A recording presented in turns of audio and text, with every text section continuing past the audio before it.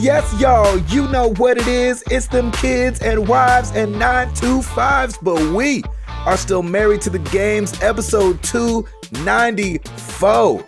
Can you smell 300? Can you smell what 300 is cooking? Oh, yeah. It's your boy Gabe Patillo with Tim Router, Ed Placencia, and Chris McCracken, of course. And as always, we are talking games and life and games. Thank you guys so much for being here, man. We appreciate it. It's freaking awesome that everyone's here. Right? I mean, Yeah, we're man. all here. They're here. Mm-hmm. What more could you ask for? You're all appreciated. I like it. I like it. There it is. Eduardo, Yes, sir. what is going down with you, buddy? I had a weird week. Really? Oh, lay it on Yeah. us, brother. We want to hear all about it. Yeah, I won't say all about it, but I'll be upfront and honest with you guys. I had a horrible, but not all the time horrible week. No way. Wow. I'm sorry, man. A friend of mine back in Pennsylvania last Friday was shoot. arrested Yeah. for a horrible crime.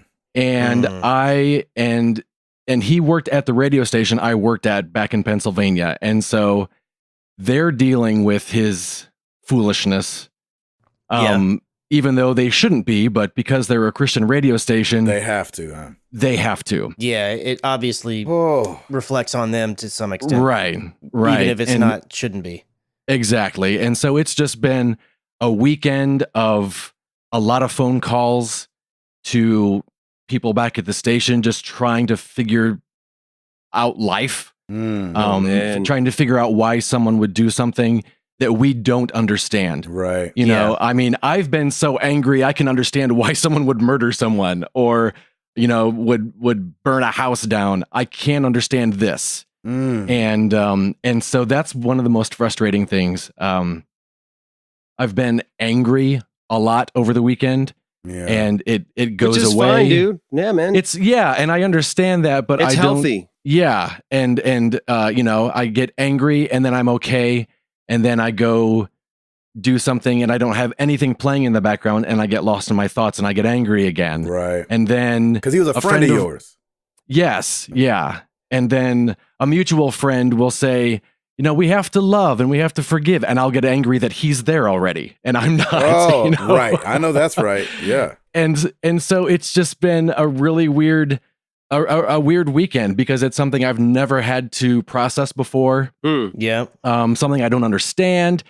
They don't understand. And so but at the same time, it's been really cool to, I've got people I can talk to, and you know, I talked to a guy from the station today, and he said it's just been really cool to see how, you know, now they're getting calls at the station, and it's just saying, we know this doesn't mean you guys. We're praying for you, and just the outpouring of love they've received at the station, and so that's been cool to see. You know, my one of my buddies said, you know, I can be really cynical about Christians. He's a Christian. But I can be really cynical about how horrible Christians are. He said, but one thing that's good is that I've seen how good Christians can be at the same time. And so that's been, you know, uplifting and good to hear, but it's just been a weird week. And, you know, it's funny because at the same time, I also had a really good weekend. You know, we hung out with the Tapmans and played games and had fun. We went over to my brother's and had a big game night with him and his wife's family and had a great time. Sarah and I and her sister went down to IKEA over the weekend and bought a bunch of stuff for the house. And so it was just really weird because I was having fun and I had these fun distractions, but at the same time, I was really angry. I know that's right. Yeah, sure, man. You know, and so it was just really weird I'm really enjoying myself now, but am I really? Because I'm also super angry at the same time. So it's been weird. Saturday morning, Sarah and I and the Tapmans got together and signed some papers. We are officially buying the Tapmans house. Yay! Hey, And so, homeowners. Yeah, you know, Good for the you, plan man. originally was to move to San Francisco eventually, and we just kind of took a look at things, and we knew that San Francisco wasn't going to be permanent. We knew that we'd go out there, kind of get a footing, and then leave. And we thought, man, that's a ton of money to spend. Yes, it is. It is not cheap. You there. ain't kidding. Ooh. Yeah, especially for a not permanent plan. Yeah. And so, it's just so much more affordable to stay here. We can still go out to California, do things. And because we're not living in California, we can still travel and without having to okay, we can't do anything for 2 years. That's right. That's right. Yeah. And so we're really happy about it. And great decision. It was a nice time. Yeah, that's so awesome, man. It's really great. Yeah, glad it's working out. Dang, Ed's adulting over here. What's going on? I know, right? I don't like it. So I don't like it one bit. There's a glitch in the Matrix. I know, right? We signed the papers on Saturday. On Sunday is when we went down to IKEA, and I have spent the rest of the week assembling and painting, and I love assembling furniture. Do you? I love the IKEA stuff, especially because it's just super easy. Everybody needs to take a lesson from their instruction manual because it's all visual. There's no tiny print, and it's like, this is what you do, and you're like, yeah, totally makes sense. Yep. I told Sarah my I dream job totally makes sense, but it makes sense. I'll give you makes sense.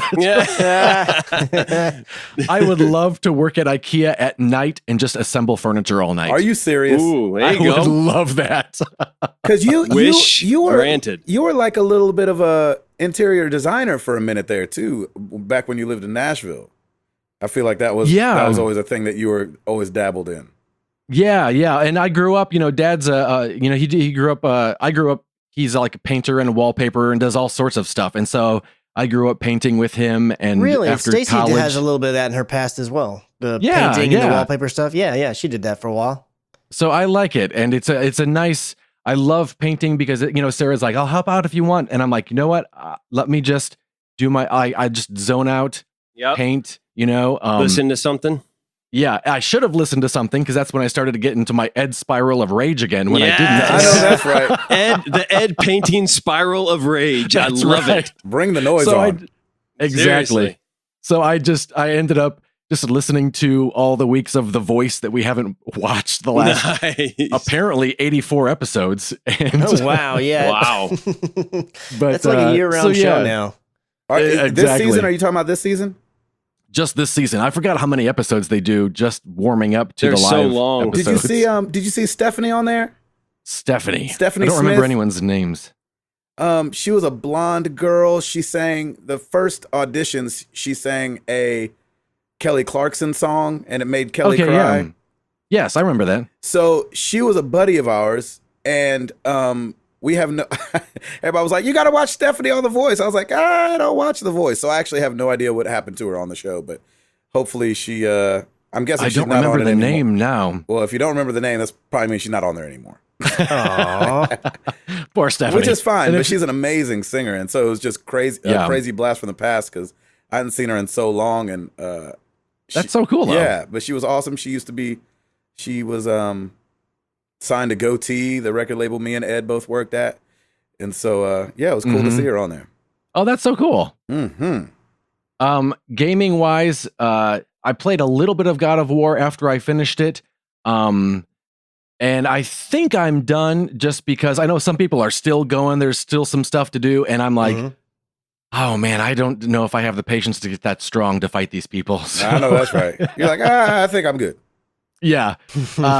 I went, played a little bit of Far Cry 5, dabbled in that, a little bit of Overwatch here and there. And then this week I got into Heavy Rain. What? Just because I think I played maybe a half hour of it before and just never got back into it. And I know it's a Quantic Dream. Is that it? Yep. Yes. Who did Beyond Two Souls and who's doing Detroit. Thank you. And I thought, oh, you know what? I need to, and I think I was talking to someone while we were playing Overwatch, and I thought I need to give that a chance and go back in there and play it. And was kind of pushing through. Yeah. And that's why you had a bad week. That game takes its time, It does.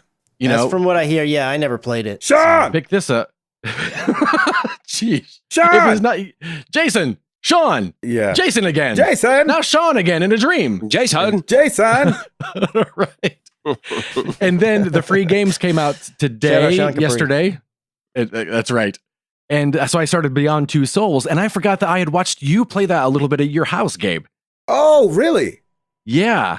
And I don't remember if it was a demo or if you were in the actual game, but I remember you playing the one of the scenes. I'm really enjoying that. Yeah. Oh, yeah. You liking it?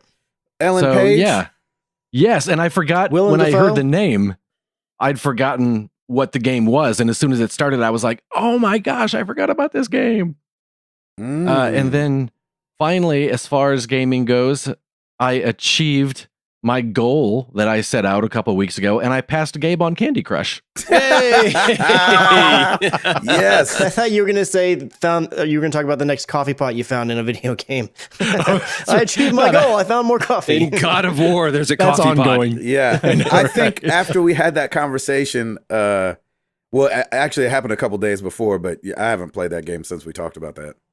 Yeah, you can look and see like how many levels your friends have beaten in a week, and I saw that you were at 0, and I was like, yes, keep it at 0. That's it's not even on my phone anymore. There you go. So okay, good. So I can take it off mine. Exactly. Okay, good. We can be we can be done with that part of our life. Okay, good. Back to balls. Hey, exactly. But yeah, that's my weird week. I know that's right. Gracious. That's amazing, man. Tim? Well, I don't know how I can top that one. Piper's topic of the week is Main Street Festival, which happened this past weekend. Yeah. It's a big festival here in downtown go. Franklin that closed the square. Mommy set up a tent in front of the store, and she is kind of shifting the store into more like events and party stuff. And one of the things that she's doing is she has a balloon bar now. So we have all different kinds of Mylar balloons and like helium tanks. And wait, so explain that to me, because I always feel like it was an event and party place. Well, it is. I mean, it's always been stationery and gifts, but she's really noticing that the trends now have been like event stuff. So because I saw the balloon bar, which is awesome, right, by the way. Yeah, paper plates, cups, and a lot of stuff, just like some little charms for kids, and just a bunch of. There's like a bunch of different things that's all kind of coming together under the umbrella of kind of party and events. And so she's been finding some really great vendors that have just really clever things. But the balloon bar she's had for, I want to say, about 2 years. And it's just been one of those things where she's had it, you know, and she gets these really cute little, there's like a unicorn Mylar umbrella, and you just use umbrella, good Lord, balloon. And then you blow it up. You just blow it up, and it's huge, and it's, you know, it's great for kids. I think we had one for one of Piper's parties, and so she's always had that. So she kind of took it up a notch, and she's doing these huge balloon displays with all these different balloons. And so she did this huge, it looks like a waterfall of balloons coming out of the store from Main Street Festival. And everybody came by and was Instagramming and taking pictures. And she already got some like install jobs because of it. And she had to do one today, and it took her like 3 hours to do. I bet it did. So she's working out all the kinks, but it's going really well. Those pesky balloons. Yeah, right. And it's amazing how parents just let their children just do whatever. And hey, there's a balloon. Let's go beat it up and try and pop it. Yeah, and we were can we just do a public service announcement? Exactly. Please be parents. Yes. Stop being friends and be parents.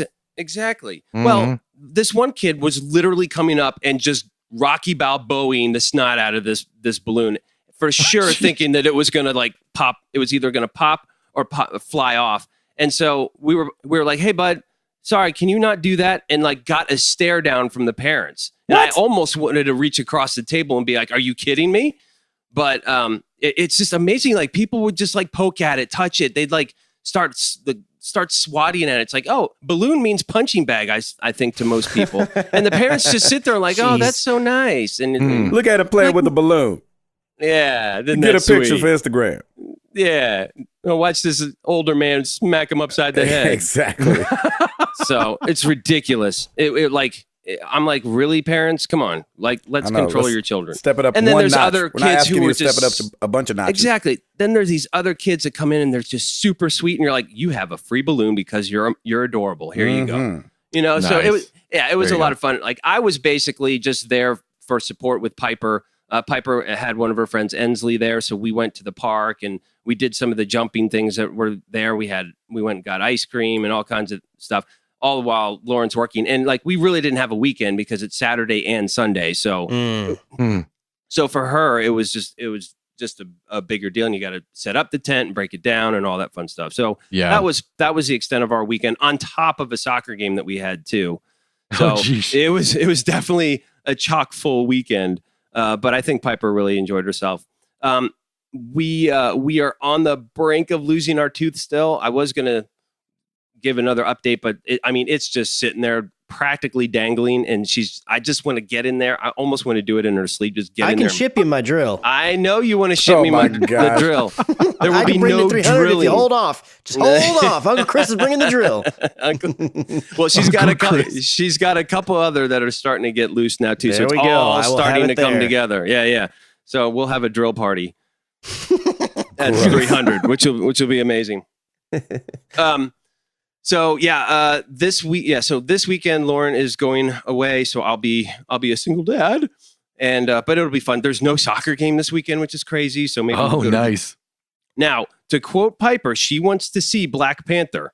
Ooh. So I'm like, I'm down, but I need you guys to tell me if that's okay. I think so. So she's seen Captain America. She's seen Civil War. Yeah, if she's handling all those. Yeah, no, she's fine. Yeah, okay. If she's seen any of the Marvel movies, she's probably fine with that one. Okay, cool. So mommy was like, you go on ahead, because I don't think she's really that interested in it. Even though she did love the Captain America series, but I don't think she's just into it. And so we may go see Black Panther this weekend, which could be kind of cool. Heck yeah. But is it still in theaters somewhere? Yeah. Like, is it $1 thing? It's not going anywhere for a while. Regular price joint. Regular price joint. It's not. Doesn't it come out in like a week where you can just watch it at home? And it's still in the theaters? I think that it will come out in June or July. No, man, it's this month. I'm telling you. Wow. I know our drive-in is showing Black Panther and the new Marvel Avengers. That's a good idea. Go to the drive-in. We got a few left here. Those are fun. Yeah, the pink Cadillac. I don't know if that's still around. And then there's another one south on 65. The route, what is it? Route 52. Driving. I'll have to look, man. I loved that. When Piper was a baby, we went to a few of those just because we could go see a movie easily and in the car and do whatever. And those are fun. So anyway, I'll be daddying it up this weekend. I'm looking forward to it. It'll be a good time. Nice, man. On the gaming front, Far Cry 5. Man, I almost rage quit at one point. So bad for you because I felt your pain. Yeah, I totally get what Chris and Ed were talking about with the controls, especially with the plane. It was really ridiculous. Like the lag on that was just horrible. I just felt like it was bad. And one of the main missions is a plane mission. And I'm like, I don't know if I'm going to be able to do this because I'm getting nowhere fast. But alas, I was able to do it. And I got to say, I actually may go up in a plane again because there's a couple missions where you can blow up silos and that kind of stuff. And that might be an easier way to do it and quicker to kind of go around and just do a quick scan of that area. I'm still in John Seed territory. I'm sorry, hang on, back up a second. You're saying you want to go up and fly in planes because that'll make it easier to blow up the silos? Is that what you're saying? Well, it'll be easier because as I'm flying, I'm noticing there's like one, there's two, there's a couple silos in the area versus just running over to them or taking a quad or anything. It would be you get around a lot quicker, that is for sure. But I don't know, man. Like I got a little bit used to the controls after dying like 12 times. But but once you get Nick Fry, man, then it definitely helps because he was support for me on this mission. And so that definitely helped put a dent in everything. So here's one the other thing that you can do, just as an FYI, you can, like, if you're running around and you see one and you don't want to go across, like let's say it's way across the way and you're like, I don't want to run over there. You can point at it and click on it, and you can have Fry go and destroy it as well. Yeah. Yes, that's very true. Yeah, but I may dabble a little bit more in the plane just to kind of conquer that annoyingness of it and just get a little bit more comfortable with it. Godspeed trying to conquer. I know, right? It was super frustrating. But once it's like I actually finished the mission today. So there's still some side missions in John Seed's territory, but that's really the only territory I've hit. That being said, you guys have been talking on and on about God of War, and the three of you guys two of you have finished it. Gabe, you're still playing it. I have serious FOMO right now. So I'm at a good place where I can stop Far Cry, and I apologize, Morning Crew, but I know that at some point we want to get a spoiler cast put together, and so I want to just stop and play God of War. So I think that's what I'm going to end up doing, because I really want to play it. I don't want to miss out on that spoiler cast, because this is my other game that I've been looking forward to all year. So I'm going to try and bust this out as quickly as possible so we can get this spoiler cast going. And what I might do is, oh, dude, you don't have to twist my arm. I'll main mission everything just so I can get caught up with you. And then I'll go back and do a lot of the side missions. But before the podcast, I went ahead and put the CD in, and it's installing and downloading and everything. So I am getting super giddy right now. But I just was like, man, I really should play this because everybody else has been playing it, and I know we want to do a spoiler cast for it. And like The Last of Us and BioShock, we've all played those games, and that's when we did the spoiler cast. So I just want to be included. That's all. There you go. Well, even on top of that, I mean, I know you're not a huge social guy anyways, but you don't want it to get spoiled for you. You want to experience not at all. game. And I've been fine. Like I've stayed off any talk of God of War spoilers or anything, and I usually do. I like if there's something, and if I see Kratos or anything, I just swipe up. It's getting harder and harder to miss. That's for sure. I don't want to see any of it, and I'm going in really with no clue as to what's going on, and so I'm super excited for that, because that's when I feel like I'm coming in with a clean slate. I'm expecting greatness because that's all I've heard, and I'm pretty sure it's going to deliver tenfold. So I'm super excited. So I'm going to start that this weekend, in perfect timing because Lauren's away. So once Piper's asleep, Daddy's going to be bloodshot eye for a while, and, that's right, hustling to get some stuff done. So nice. Yeah, man, it'll be good. I'm looking forward to it. So that's it for me. Nice. Christopher.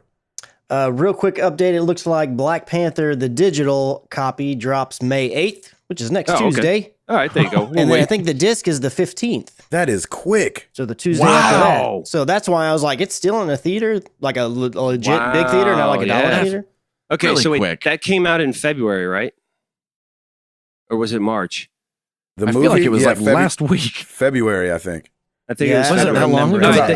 I was on tour, so it was February or March, yeah. That makes sense, though, because the movie I Can Only Imagine that I worked on, we're already starting the home entertainment campaign, and that comes out June 12th on DVD, I think. So, yeah, the turnaround now from movie to digital to home entertainment, it used to be 7-8 months. It's now like a month and a half, 2 months. Oh, boy, it's fast. Crazy. And before you know it, it'll be day and date, baby. Come on, let's make this happen. It'll never happen. Oh, my gosh. Last of Us coming out tomorrow. Free downloading now. Yep. Back to you, Chris. So for me, man, it's yet another week of just things flying by, and I feel like, well, I didn't really take a bunch of notes, so I know stuff happened, but it's not in the old brain up here. It's been ejected. Right. So the one thing that I do remember for sure is this past weekend we did a little bit of Ed's favorite thing. Apparently, we built a bed. So we had built ours a couple weeks ago, and then my father-in-law is going to be coming in with a buddy of his this coming weekend. They're coming down for like a golf tournament that they're going to watch and or participate in. I'm not exactly sure all the specifics on it, but they did it last year as well. Stacy happened to be out of town when they came last year, and this year she's actually going to be in town, so we're going to spend a little time with her dad and her friend. But the guest bedroom was still full of boxes and all the stuff that we weren't quite sure we wanted to put. We put it in there, and all there was like a mattress on the ground. So we bought a bed frame for it. We cleared out all the room. And I will say Stacy cleared out most of the room. We moved it outside, but she was the one who found a way to disperse a lot of it and figure out where she wanted it all to go. So she did an excellent job with that. But yeah, we built the bed, and this one, it wasn't hard, but it was definitely not as easy as the other one. I didn't feel like. Huh. Right. I feel like it took a little bit longer, despite the fact that the other one felt like it had more parts and pieces going on. It's just like the Allen wrench fit just right. This one, the Allen wrench, you'd have all these areas where like the Allen wrench doesn't fit. I've got to do it the long way, and then I can't really tighten it, and I got to do the twist it 12 times in little bitty increments to get it to tighten down, and a bunch of little things like that where it's like, this is kind of a bummer. But once it was all said and done, the bed's put up and it looks great. So that's awesome. Good job, man. Way to go. We do have a few more boxes we need to go through, but I mean, if we get to those before they get here this weekend, then great. But, it's not like the end of the world if they don't, or if we don't get it done before they get here. And outside of that, I mean, it's just pretty much just work and then home, have dinner, go to sleep, work. And then it's just kind of been rinse and repeat. I know that's right. Yeah, so on the gaming front, I had mentioned that I had beaten God of War on the last show, and I think I'm starting down the road of going towards the platinum. I don't know if I'm going to do it. We'll just have to see. It might be a little. So there's a couple things in there I'm concerned about that maybe might be just a bit too much of a beatdown. And I'm one of those people that. Since I recorded for the channel and I really wanted to finish the story, and I was like, well, maybe I'll do a few side things, off recording. And I did like 2 missions, and I was like, I don't want to. Then never mind. It wasn't that it was bad. I mean, there were fun things to do, but I was like, I really just anytime I played it, I felt like, man, I want to be recording and putting it up on the YouTube channel. Like I felt like I was spinning my wheels a little bit, and I was like, I'm not really at a point where I feel like, oh man, I'm not powerful enough to defeat this person.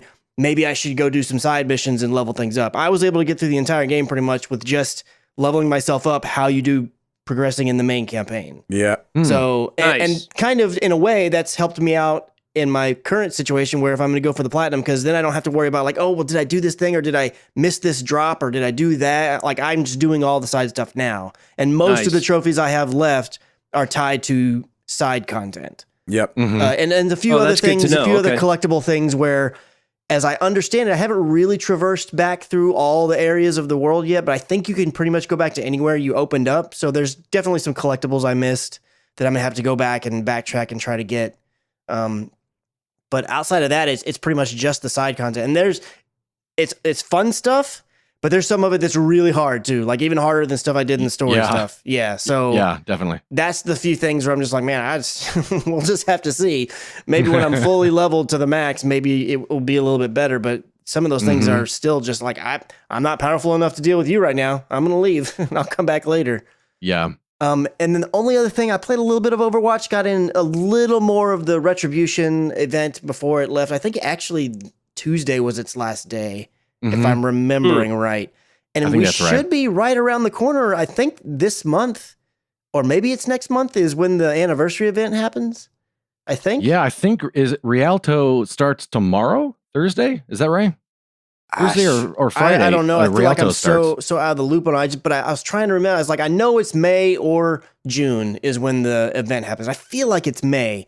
And all I know is I'm ready for it to drop so I can go tell Stacy and I can look at it and be like, babe, you can get your dances now. Because that's all she's wanted ever since she started playing Overwatch was to be able to get the dance emotes. And they were only available during the anniversary event. Oh, interesting. Yep. Yeah, so I know I can't wait to be able to tell her the time has come. You can get the dance for Diva or whatever it is that you want to do. So I'm really excited for that to come around. Plus, the new stuff that comes in with all the events is always a fun thing to go and dig around and see what kind of new skins or emotes or anything kind of crazy thing that they've been able to come up with. Yeah. And really, that's pretty much it for me. I do want to jump into the Detroit Become Human demo, which I still have not done yet, but I've got it there. And I'm really looking forward to that. Especially I want to play through the demo minutes. before the... Yeah, and I want to play through it before the game drops, just to have a familiarity, because the game's this month, I believe. Oh man, I think you're right. I think it's like towards the end of the month. Yeah, somewhere Yep. I got a bad memory. I have no idea. Yeah, I just remember from pre-ordering it. I'm pretty sure it said it came out in May. I don't remember the day. So it's got to be around the corner. Yes, sir. And that is it for me. That's it. All right, Mr. Patillo. Oh yeah. What's been going on? We got me and the gang. These guys got together, did an Avengers spoiler cast this last weekend, which was really fun for our patrons. And just talking about that movie over again was like, oh, I gotta go see it again. I liked that movie. Yep. Yeah. Mm-hmm. And so yeah, I guess saw that since the last podcast and all that. So that was good stuff. We had the Toby Mac Run for Hope this last weekend. You know, that marathon thingy very nice. that he takes part of. It's the Music City Marathon, and they What time did you bring in? I didn't run it this year. I was just there for support. Here's what happened. Amara said she wanted to run, right? And so we were like, okay, well, let's look into that. And so we had told the people that, you know, put it all together. We're like, hey, Amara wants to run, so it'll be me, Amara, and Jenny. And they're like, oh, Amara's too young to run the race. You have to be 8. And we were like, okay. And they were like, but you can sign up for the kids run, and that's a mile, and you can do that with her. But we can't sign you up for that. And I was like, okay. Yeah, so okay. I go to the website and sign up. I see it's the next day, which kind of sucks because we're already downtown. What? Like, I'd much rather just run it while I'm there already. And and so Sunday rolls around and we're getting ready and we're going to go do the thing. And I'm looking at the email, like where to go. And they're like, hey, remember to pick your bib up at the health and such an expo that they're having 2 days before this. I was like, no. And so I was like, shoot. I was like, I don't know if we can run without the bib. So I like email them because it's like the kid, you pay for the kid to run and then the parents can run with the kid since, you know, she's 6. Right. And so we go That's through just good parenting. Exactly. I was going to let her just run around there and smack all the balloons, but I was like, you know what? Oh, it was you. Okay. yeah. We did come by and try to see Lauren twice actually that you. day and she was busy. So, I email the people. I'm like, hey, can we come run without the bib?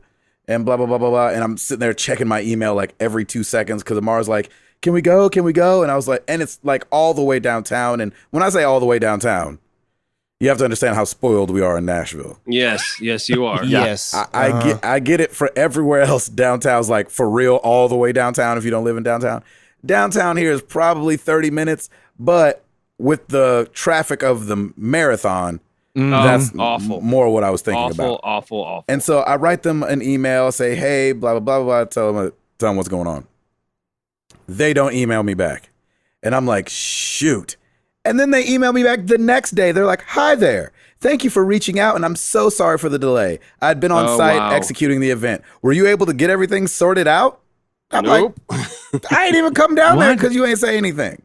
So, wow. I don't know. I'm one of those crazy people that has email on their phone, but, you judge email? not No. unless you want to be judged.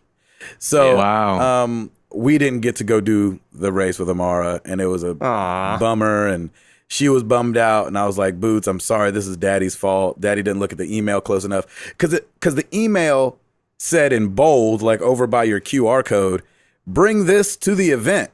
And so right after I bought everything, I was like, okay, cool, I'll bring it to the event.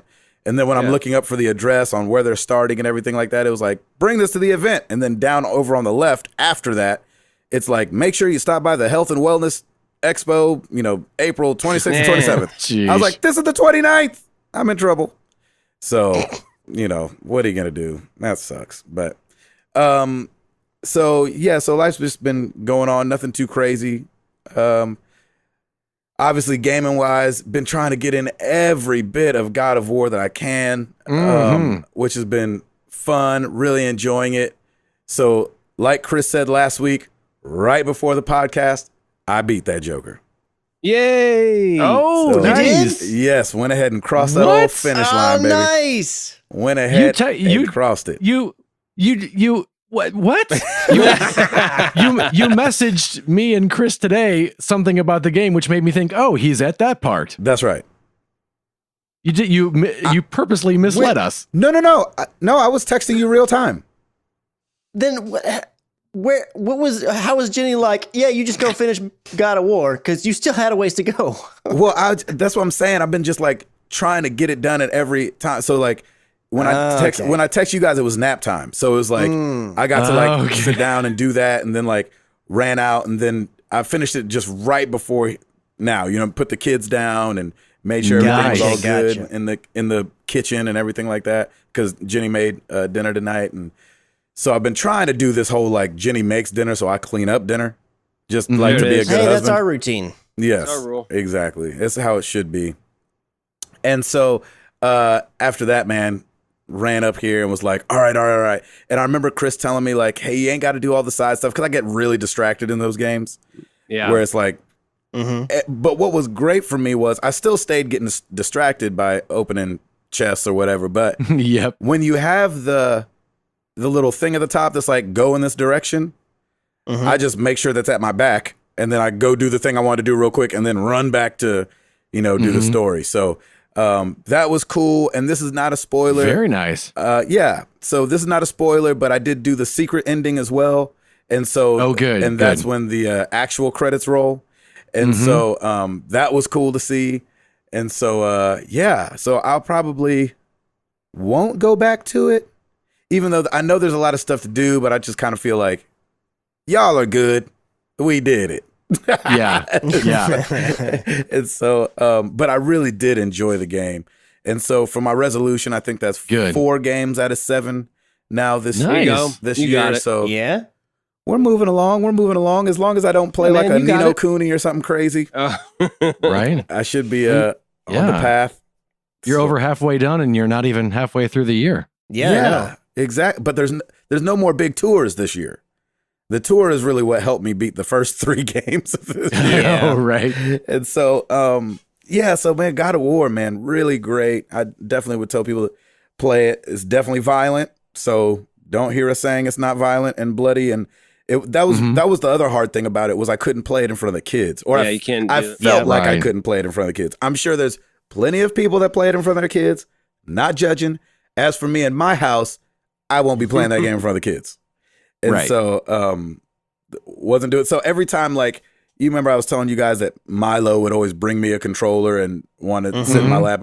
So I couldn't play that game during that. This time he brings you a bloody head. Exactly. Yeah. Exactly. I got this from Remy.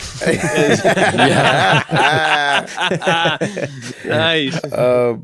So yeah, I'm glad to be through that game and be moving on. And nice, man. So I don't know That's so cool. Yeah, I don't know what I'll use as filler. I don't know how long the campaign is on World War II, but everybody's saying it's pretty good. And if it's going to be the last one, I should play it.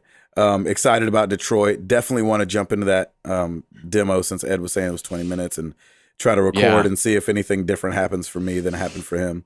Definitely. And so, yeah, that's been about it. I can't think of anything else that's going to be happening. Going to go see the Foo Fighters tomorrow night, so that's fun. Oh, nice. There you go. And then hopefully, I mean, and I'm gonna have to talk to my boy Tim on how to pull this off. But I'll be podcasting from the happiest place on earth next week. Oh, nice. So we'll be at Disney World, and I'll be, I guess, where you go, Tim, out by the pool or something crazy? Wherever you can, man. The Wi-Fi should be pretty decent. I mean, it just depends on the time of day. Like in the middle of the day, it's awful because everybody's on their phone with the app and all that stuff. But man, if we do another night show, I think you'll be okay. Yeah, so I got to find a place, because I won't have a car to go to and retreat to. So it'll be a little dicey. So I might be y'alling out on the beach someplace. By the pool. I have no idea where. Wait, and you're staying at the Contemporary, right? Staying at the Contemporary, that's right. Ooh, that's nice. Because it's right. I don't know where you can go in the Contemporary, because everything's so right might there. Might just have to find a tree and go hang out with some ducks that aren't scared of humans. There you go. Right. So that's it, man. I'm here under the monorail tracks. Yeah, exactly. You just hear it going by every 7 minutes or whatever. Yeah. That's good. And I was gonna say too, kind of watching the credits, it's always fun. Ocean Way Studios here in Nashville does a lot of recording for scores of video games, and so that was cool to see in God of War. Very awesome. Nice credits. Good. A little shout out to Nashville. I was like, hey, shout out. That's us. We did it. Ocean Way, is that the one on Edge Hill?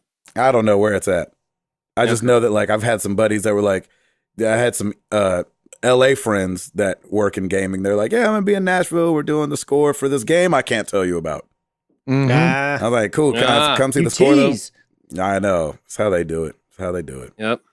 That's great, man. I think that's all. And then Clash Royale, my tail off. Yeah, man. Oh, nice. The Clan Wars is kind of fun, isn't it? I like it. Yeah, it's tough, stressful. It's tough, but it's good. It is. And I think it was Jared Orr told me about a game called Solitarica or something like that. Yeah, that's Jared. Yep. Man, that game was fun. Yeah, I thought I played that. Is that a phone game? Yeah, it's another mobile game because me and Ed need a different game besides Candy Crush to be playing. And so I've been playing that. Uninstalled it today because I kind of like quote unquote beat it, and so I'm done with that. But it does take a lot of it's not a grind, but it's a hard game. It's fun though. Nice, fun. Yeah, nice. I would say if you like solitaire and you like America. Yeah, sure. Yep. Solitarica. Solitarica. So yeah. All right, that's it for me. Tim Router. Yes. You got it? Yes. Well, let's do it!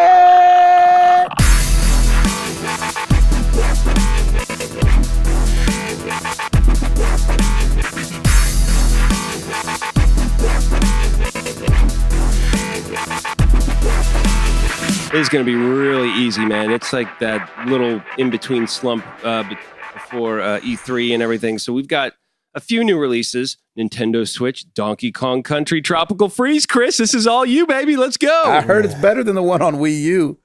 Yeah. Oh my gosh. It's better. The same thing. So funny. He said with subtle sarcasm.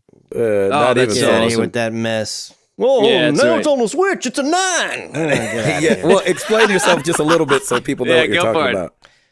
So that was funny. The one thing that I will say, maybe there's some new feature that's tied up with it. I'm sorry, I'm not paying attention to this game. But what I do know is that this game, And it's not because Tropical Nintendo, you don't Freeze- like Donkey Kong, period. Yeah, I don't like Donkey Kong. Tropical Freeze came out for the Wii U, and one of the sites, I don't remember offhand which one it was, gave the game like a 6. And now that the same game is being released on the Nintendo Switch, it's got a 9. Ooh, some rose-colored glasses because it's Switch game. Same website? Amazing. Yeah, same website. Again, I don't remember which one it is. But now, maybe there's some new whiz-bang feature or something that I'm unaware of. So, okay. Whiz-bang. Good old But to go from a whiz-bang 6 feature. with, 3 or 4 things listed under the bad column to a 9 with nothing under the bad column, get out of here with that mess. Get That's out of funny. here. All right. There it Chew, is. kid, you bother me. Yeah, that's right. All right, for the Xbox One, PS4, and PC, Super Mega Baseball 2. For the Xbox One, Minecraft the Super Plus Pack, whatever that means. Wow. Battlezone Gold Edition for the PS4, Xbox One, and PC. And for the Switch as well, Nihilumbra. Yeah, sure. Mm-hmm. Sure. That's it for new releases. Obviously, no MPD for April yet. No oops either. Back to you. Nice. Christopher. So, we all know about Fortnite and Do how we, though? much of a crazy success that it is. Well, Superdata Research is now confirming that it is indeed the biggest free-to-play console game of all time.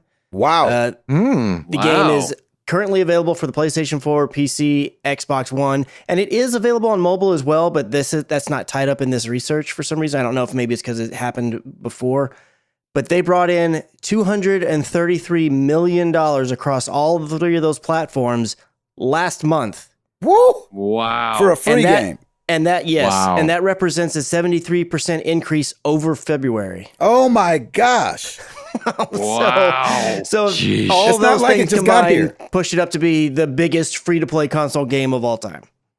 And it just Wow. it just did a map update as well. It just did some crazy map update where there was like a meteor and it crashed into the ground and did something, and there's low gravity and points. I don't really know because I don't play, but this game It's is a beast. crazy. It's a hoss. Yeah.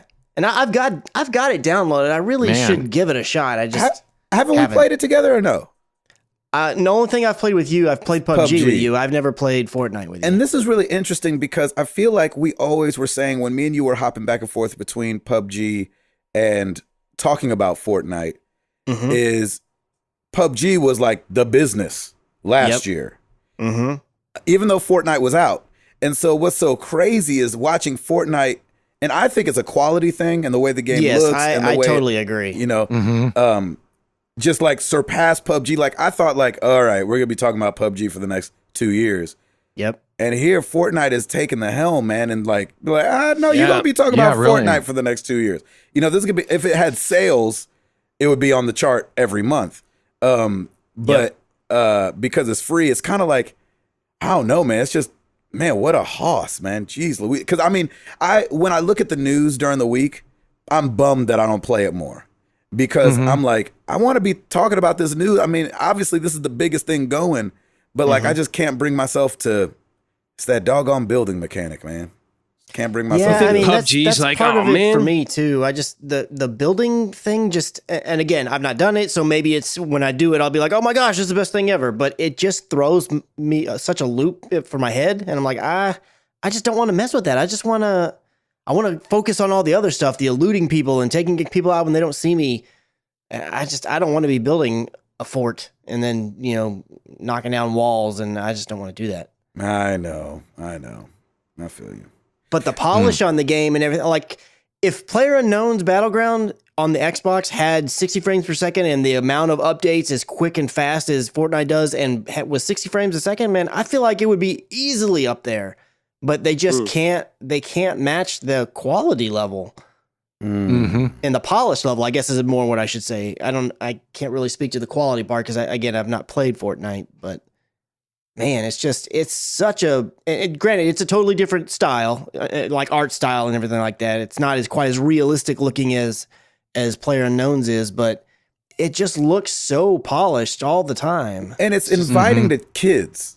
You know what I'm saying? I think it gives parents that little ease of like, okay, this doesn't look like Call of Duty. You know what I'm saying? Like when you shoot somebody, like little things, they're like guns and stuff like pop out of their body and they kind of like disappear. It's not like blood. Yeah, they just kind of like poof away. They don't look like they're like, and like bleeding out on the ground. Exactly. Where Call of Duty right now has freaking women screaming when they catch on fire. You know what I'm saying? It's a little different. Awesome. Sheesh. Speaking of Disney, Disney has invented a VR jacket to go along with virtual reality goggles.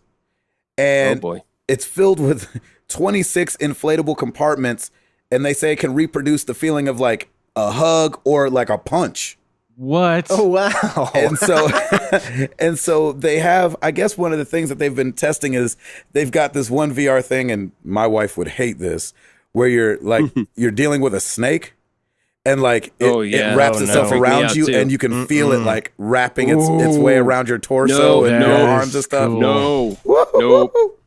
No, thank you. I'm just saying. Listen, I've always like been a little hard pressed on the VR thing, and I think I'm only excited because Disney's doing it, so you're not worried about the money running out. But like, I don't know if I would do this, but it kind of sounds cool. Yeah. But I know this VR is not a hugely popular thing. It's not like they're selling like Grand Theft Auto.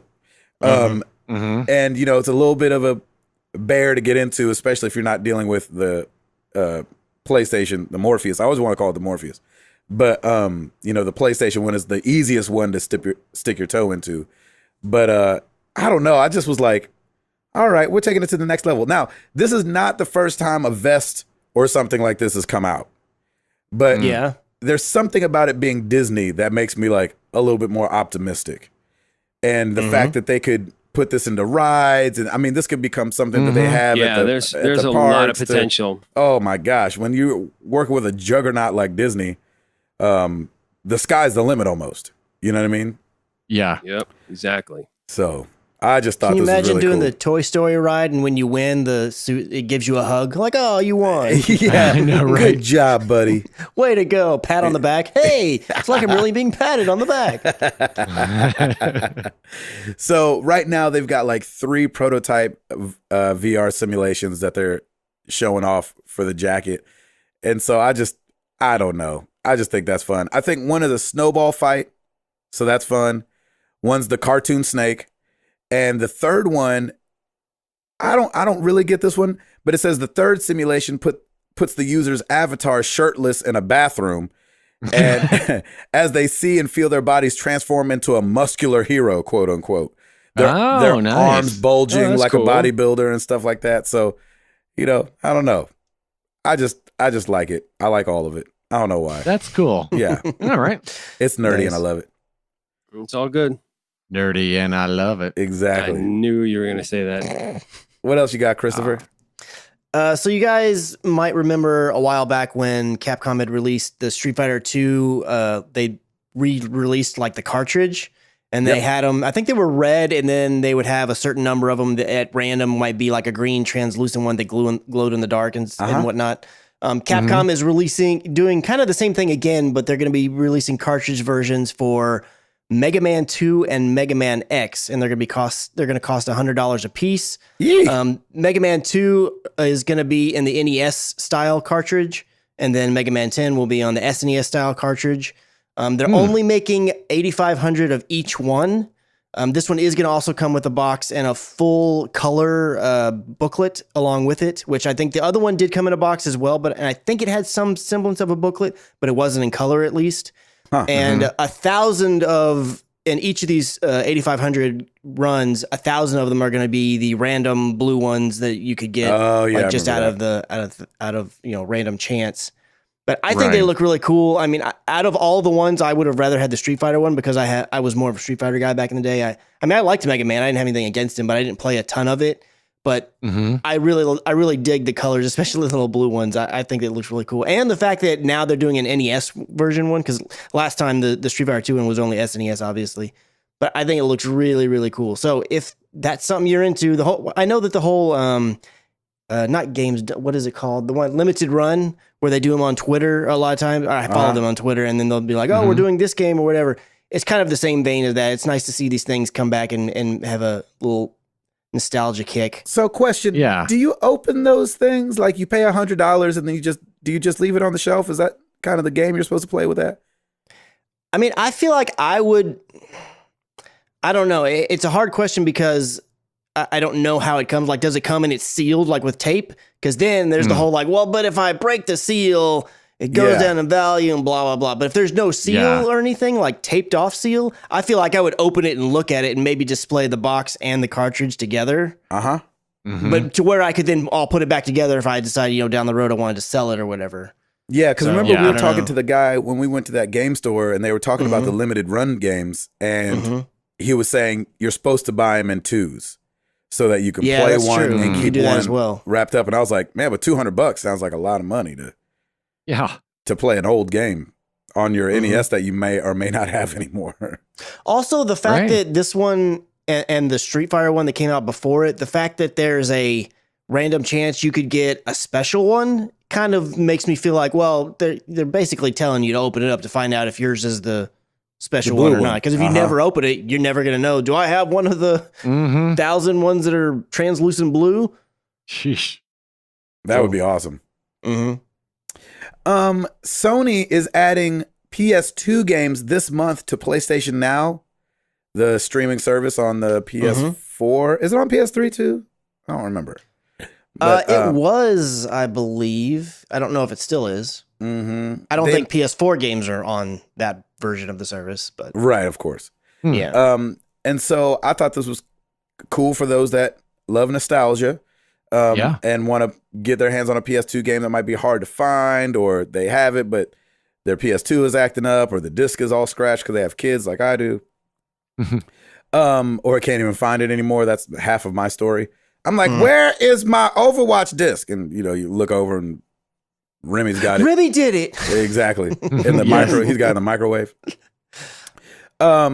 So the list of games that are added this month, there's Ape Escape 2, Dark Cloud 2, Hot Shots Tennis, which I loved, Limbo, which I didn't realize was a PlayStation 2 game, Metal Slug 3. Wait, is it really?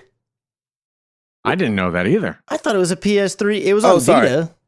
I think these are the games added this week, and it might have some gotcha. PS2 games in there. Makes sense. Metal Slug 3, Mystery Chronicles, One Way Heroics, Siene Mora EX, Siren, and The Last Blade 2. So I thought that was fun. Right. Yeah, I've not used PlayStation Now. I'm very skittish about it. it doesn't seem worth it to me with any lag that might be there. But they've got almost 650 games on there now, and so it seems like it'd be worth the money. Is all I'm saying. There you go. I've wanted to give it another try, like do a free trial, not because I'm particularly interested in it in terms of long term, because I rarely want to go back to older games. It's just not something that I'm super interested in. It's more about just I want to see how well it works, because I tried it when I lived at the other house, and I feel like for third-person games that aren't, Twitch-based, I feel like it was fine. Like I did play, I think it was Dead Island, which is first person. And it was playable, but it's like I when I get in a big situation where I've got 38,000 zombies coming at me, this is not going to work. But anything I played that was third person related, I felt like I didn't notice the lag or any of that. And I have a much better internet connection than I did over there. So I'm curious that if will it be significantly better? Like, can I really notice a difference, or will it feel the same? Right. So I thought about doing the trial just simply for scientific purposes to see if it's any better. I'm just curious. Yeah, man. So Limbo was released on the Vita and the PlayStation Portable, but not the PS2. But it was on the PS3. What else you got, Christopher? Well, so I thought this story was a little interesting. So I know, and as well as I'm sure you guys know, that whenever you get, a new console, be it the PlayStation, the Xbox, Nintendo, any of these things, they always have something on there that's like, if you open this thing up, it's going to void your warranty. And if there's if you do any kind of tampering or whatever. Well, it turns out that the FTC is saying that isn't the case, and they need to amend. Both Nintendo, Microsoft, and Sony need to amend their warranty language to show that that's not the case. And they're giving them a 30-day window to change their console warranty language to let customers know that they can make repairs or use third-party replacement products without voiding their warranty. Really? There you go. Yeah. Wow. And I was like, I did not know that the FTC wielded that kind of power. I'm intrigued. Exactly. I would like to know more. You will not do that. Oh, okay. I guess I won't do that. Yeah, it says typically console manufacturers will say that if you open them up, it'll void the warranty. And every one of them either say that on the console themselves, or they say it in their guidelines that they mention with the paperwork that you can get. It says the warranty language could be considered deceptive or in violation of the Magnuson-Moss Warranty Act. Oh yes. Oh yeah, that old gem. Says the warranty should. So, for instance, let's see here. It says on Nintendo, it says this warranty should not apply to products, A, that is used with products sold or licensed by Nintendo. So this is kind of what Nintendo is saying, that you can't do that. It says including but not limited to non-licensed, game-enhanced, or copier devices, adapters, software, or power supplies. And then it goes on later on inside of Microsoft stuff. It just says that it has to be touched by a Microsoft authorized place. Otherwise, your warranty will be voided. And they're basically just saying, look, that's according to this act that we just talked about a moment ago, the one that everybody knows. They're just saying, like, that's not the way that it is. You have to amend your language. And they've actually sent this to, it's not just the game people that they're having to send it to. They've also sent letters out to HTC, Asus, and Hyundai, which is, I know that they make more than cars, but I always just associate them with cars. Yeah. Yeah. Me too. The thing that is a little strange about it is that they did not send these to consumer electronic companies like Samsung or Apple. We're not part of the people getting this. And I know that the Apple stuff is always like, you open this iPhone, you're voiding everything. Right. So it's kind of interesting that it's like, well, hey, hang on a second. Why weren't they thrown in under all this stuff? But apparently they weren't. But I was like, wow, I cannot believe that they've been getting away with this all this time. Good on you, FTC. Yeah. Wow. Now I'm going to open everything up, and I'm going to put all kinds of third-party stuff in there and be like, you can't do nothing. That's awesome. I like it. Nintendo's new president, remember the president died in 2015, I think it was. And so they had an interim president there, but the new president is saying that he wants to build Nintendo's mobile side into $1 billion gaming business. Wow. And I love that. I think Nintendo definitely needs to be on mobile. I think their characters translate to mobile well. Mario Run was super fun. And so I would love to see more stuff make it over, whether it's, Metroid or Mega Man, which I know is not just Nintendo, but I guess that was just on Nintendo, but just any of those old school things that they could bring over. Donkey Kong, sorry, Chris. I just think that their sprites and the way they're built just would do well on a small screen. And I think Mario Run was a great proof of concept for something like that. Yeah. I don't want them to be $10 every single time they come out. Because that's no longer a thing. Yeah, not that. So I was kind of like, but Mario Run. Yeah, exactly. So I think this could be a cool thing, seeing Nintendo step into the mobile realm more. I think it's definitely a place they need to be at, a place that they're missed. And we know what happened with Pokemon Go, and Mario Run was very fun. And I think it had a lot of criticism, but I think it was still really fun. It was just expensive. I don't know that it was totally warranting of all of that. I mean, people didn't like the whole you can play the first 3 levels and then you've got to pay for it. And it's like, well, not when everything else is free or 99 cents. Yeah, it seemed weird for it to be $10, but hopefully Nintendo doesn't feel themselves that way every single time they release a game. But I think it could be awesome. Anything else you got, Chris? No, I'm out. It's a light week for me. It's a light week for me too, only because Fortnite was everything. Yep. Yeah. It felt like. Well, Ed? Yeah. What you got for us? Well, over on the YouTubes. Look, we've got some new videos up. Morning Crew plays Far Cry 5. Parts 12 through 16 are up. Ooh. Yay. And then that was so sad. Yeah. That was sad. Also new this week, God of War parts 19 through 59. Chris, goodness gracious, Christopher. What are they, 7 minutes long? No, they're not. There's a couple pretty long ones in there. That's a good I love that. That's so awesome. 59 parts. Gracious. No excuse to not have anything to watch on YouTube this week, you guys. Yeah. No excuse. But don't watch God of War if you haven't beat it yet, because I want you to experience it. Watch me fail miserably a couple times. That's fun. There you go. However, I did snag a helicopter with my grenade launcher, which was awesome. It was a great moment. Cool. It was a good moment. Looking at our top 10 YouTube videos, combining the average watch time and views for the week of April 24th through the 30th. Number 10, Hugh Part 5, Red. I don't know where he came from. Oh, boy. Number 9, Morning Crew plays Far Cry 5, Part 11. Yay! Well done. Nice. Number 8, Watch Dogs 2, Part 6, Bottom Dollar Complete. Number 7, Hugh Part 4, Pink. Number 6, Gabe and Chris react to The Last of Us Part 2. Oh, yeah, cliffhanger. There we go. Oh, right? It came out last week. Number 5, Watch Dogs 2, Part 48, Ghost Signals. Number 4, Ori and the Blind Forest, Part 14, Thornfelt Swamp. That's right. Number 4? Yeah. Wow. Moving on up. Number 3, Hugh Part 10, University. Number 2, Watch Dogs 2, Part 19, Paint Job. Number 1, Hugh Part 11, The Ending. Nice. Look at that. I like that. Did we have any new ratings on iTunes? We don't have any new ratings this week. Gosh. Oh, man. What in the world is going on? Do you want to hear an old one? Yeah, sure. Do it. Okay, here's one. It's headlined 5 stars.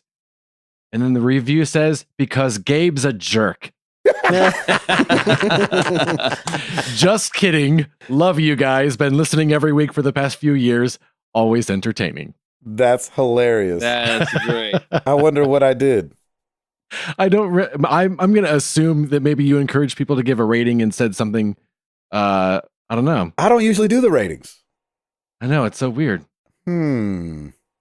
Curious. I wonder if it was during that. I think I asked people to rate us on iTunes, and I would play Outlast.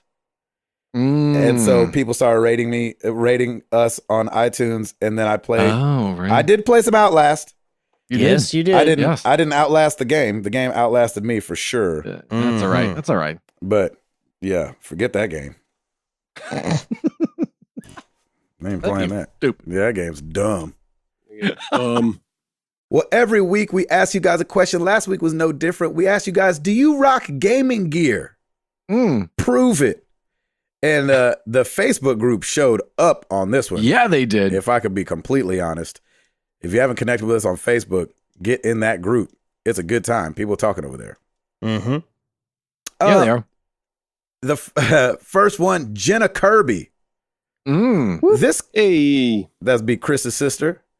Mm-hmm. This counts, right? She puts a picture of her and her mother, both rocking Married to the Game shirts. Oh, yeah, yes. That counts. Not mad at that at all. That definitely counts.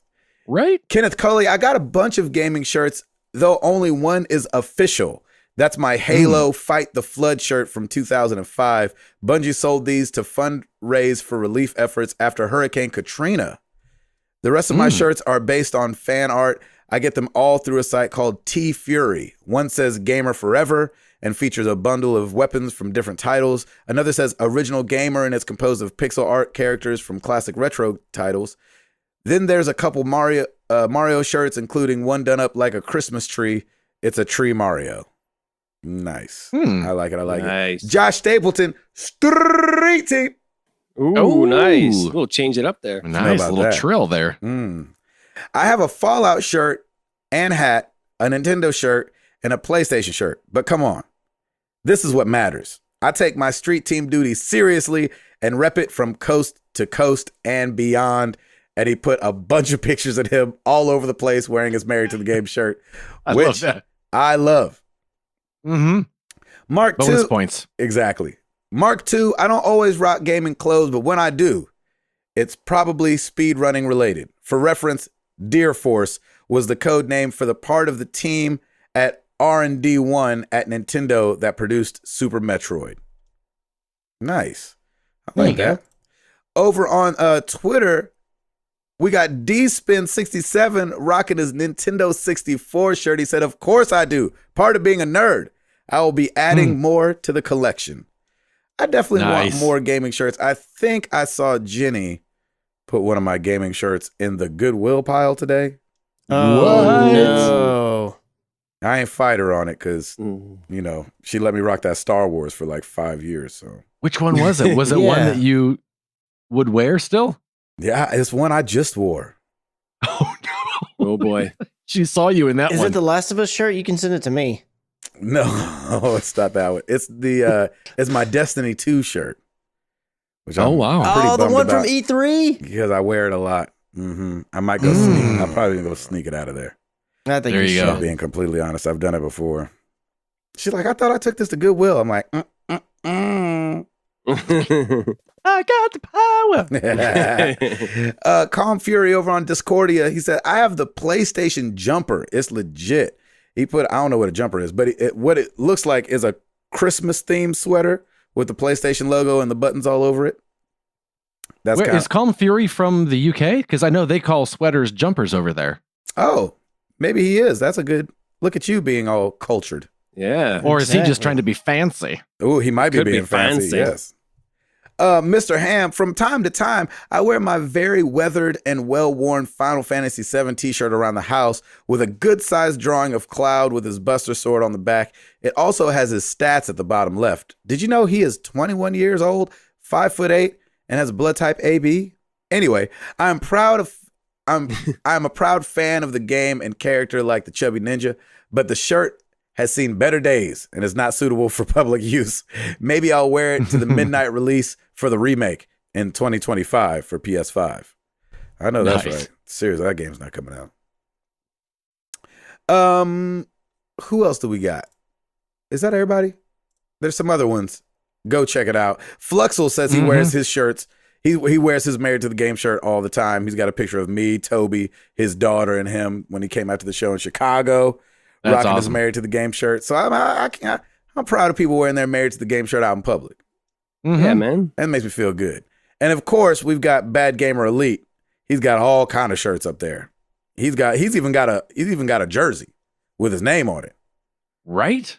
Gotta love that. I need me a jersey with my name on it, freaking Chubby Ninja. I'm not really the Chubby Ninja on anything on video games. On video games. No, you're not. On Xbox. Sabbath Array on Sony PlayStation. So you know where to find us. Facebook.com/Married to the Games. Come join the group. Twitter.com/MTTGcast. MarriedToTheGames.com. Come check out the shop. I put a little teaser up on the Twitter today showing that phone cases are soon making their way to the shop. Yeah. Look Found at that. a great company that makes all the different phones. So it's not just Android. It's not just iPhone. It even gets into tablets. I'm not sure that we'll do that, but the company can do it. So that's awesome. Yeah, that's really nice. Ring, ring, baby. Jeez. I don't know why I said that. It just came out. Sorry. Night show. Yeah, right. Like Ed said, youtube.com/Married to the Games. Now on Patreon, patreon.com/MTTG. And come join the Extra Life team, extra-life.org/team/MTTG. Let's raise some money for the kids, man. And I think we're going to do it. I've been talking to Eric Thompson. We got some cool ideas for some giveaways if we hit certain milestones when it comes to Extra Life. Yeah, man. So as people are giving to the kids, we are giving to the people. There you go. You know what I'm saying? Love it. And Christopher. Rate us on iTunes and we'll let you punch the balloons at Router's Balloon Bar. Yay! No charge. No charge. I love that, Chris. And stares at us accepted too. Exactly. Yes. Well, let's get into some questions.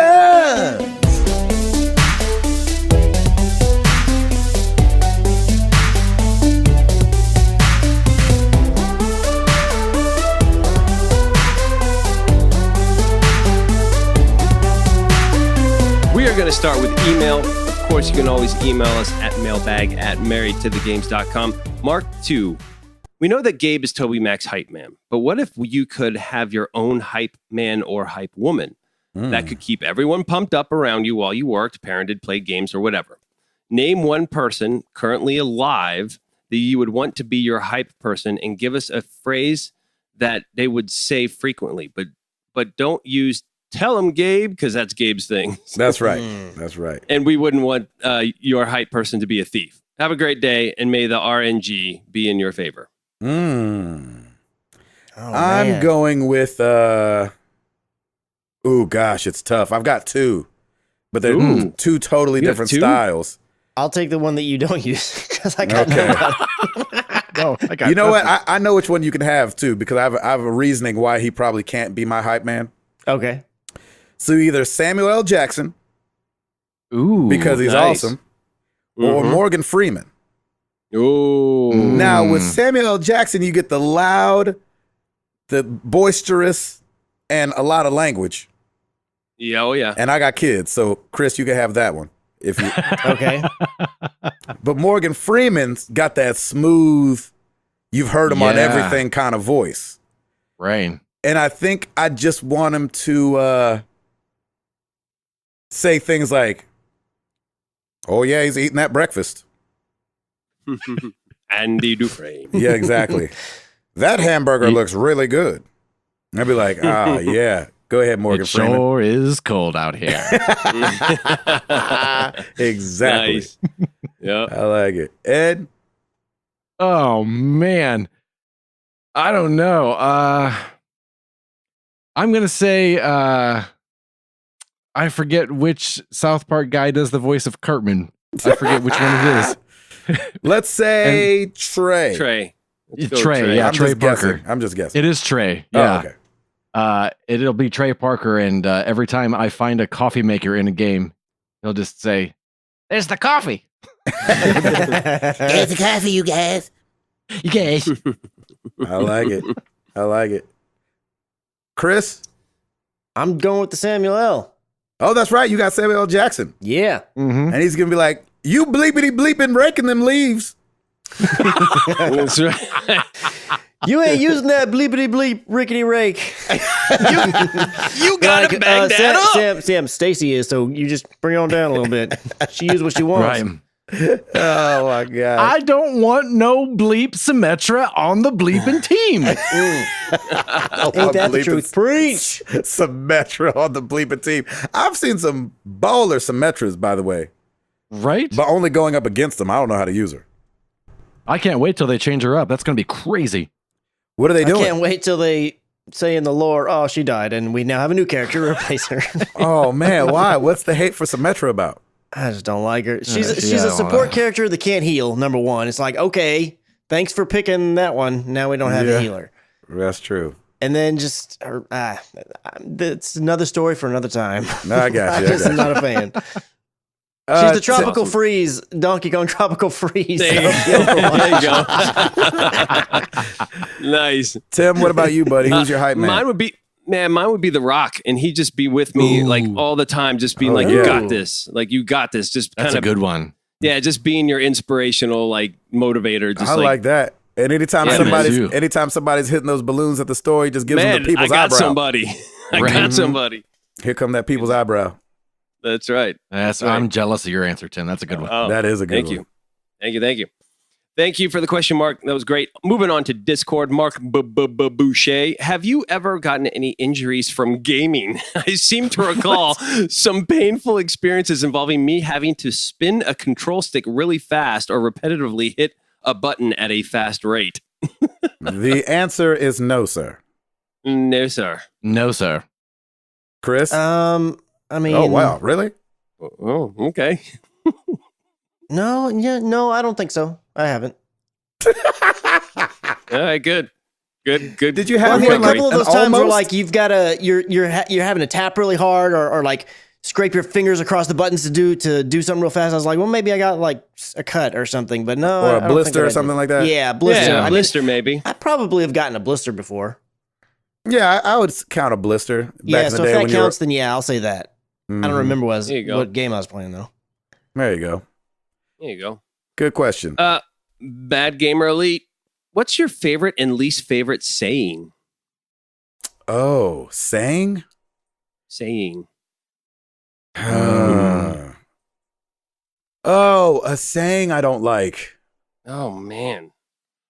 I can't stand it when people say pics or it didn't happen because they don't understand how reality works. Right. Yeah, picture it didn't happen. That's funny. I kind of like that one. No, I just think it's funny because they're not being literal. Like if there's not a picture, so I kind of like it. I think it's funny. You don't believe that I did that? Why I gotta prove it? Exactly. That's true. What about you, Tim? Oh man, I don't know. I can't think of any. Like, no. I know that's a hard one. I am drawing a blank because he's hitting you with your favorite, and then boom, all of a sudden the counter to that, and I'm like, I don't know. I don't know what. So we're supposed to say our favorite saying and our least favorite. Favorite and least favorite saying. Oh, my favorite saying is want to get lunch? It sure is cold out here. Would you like fries with that? I'm like, yes, I would. That's easy. Least favorite. Oh, I know. And we might all feel this, but when your significant other's like, hey, can we talk quick?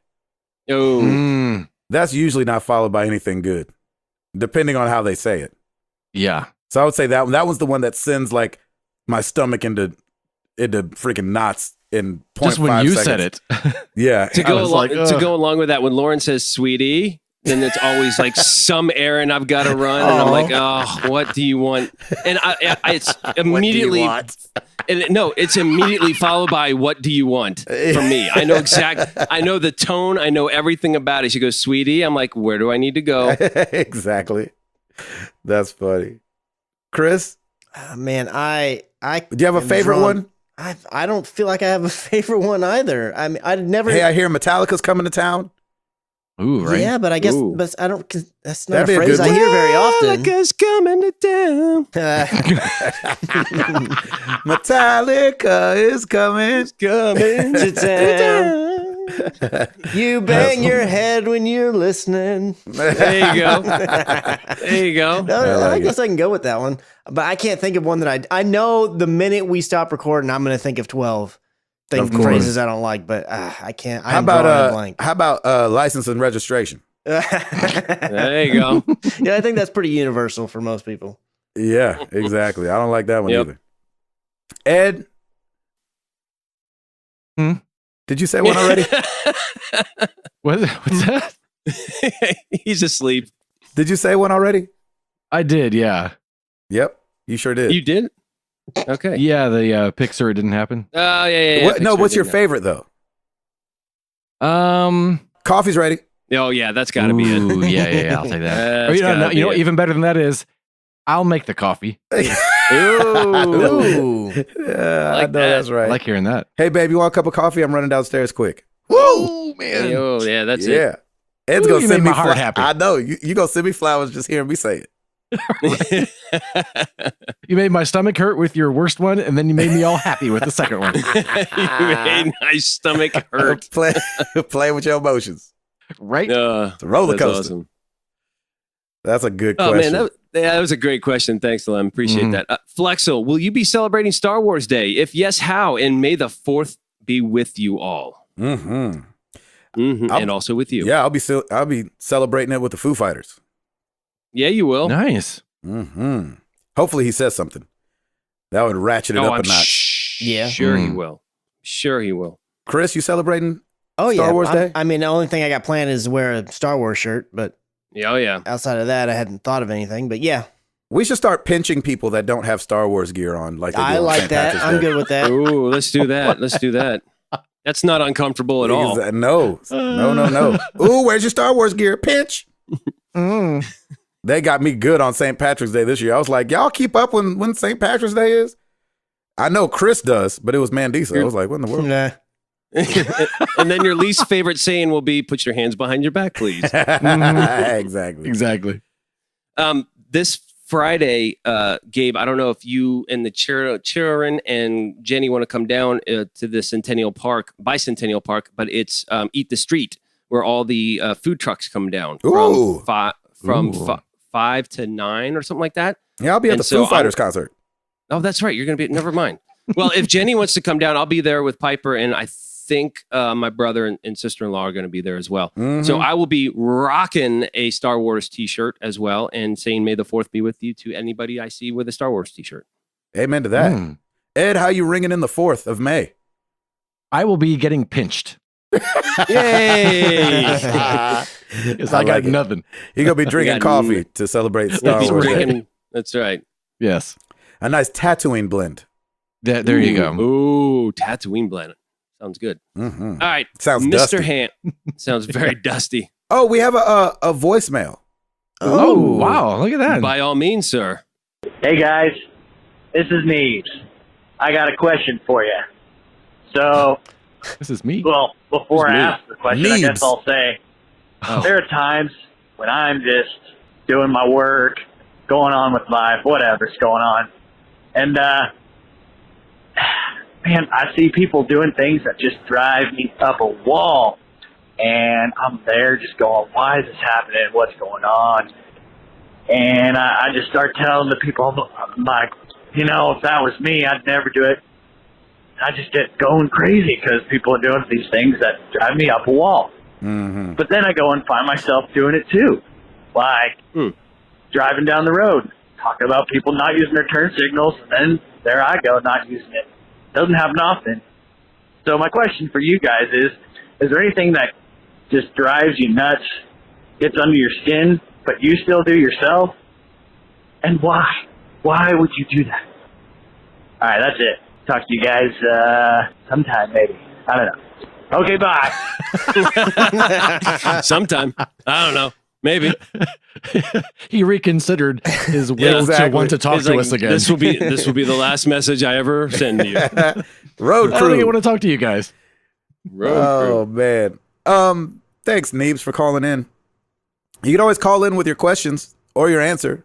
702-703-MTTG. You know what's funny? Mine is actually car related as well. I cannot stand when people park poorly.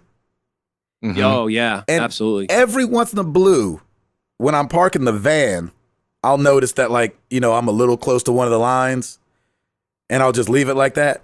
And no, I know, and it's not bad. Like, if it's really bad, Jenny will be like, come on now. And I'll be like, I know, and I'll reverse and fix it. Yeah. But, like, there's been a couple times where I've been a little close to the white line, and I'm like, yeah, it'll be fine. But I cannot stand when people are parked, like, diagonal in their parking space.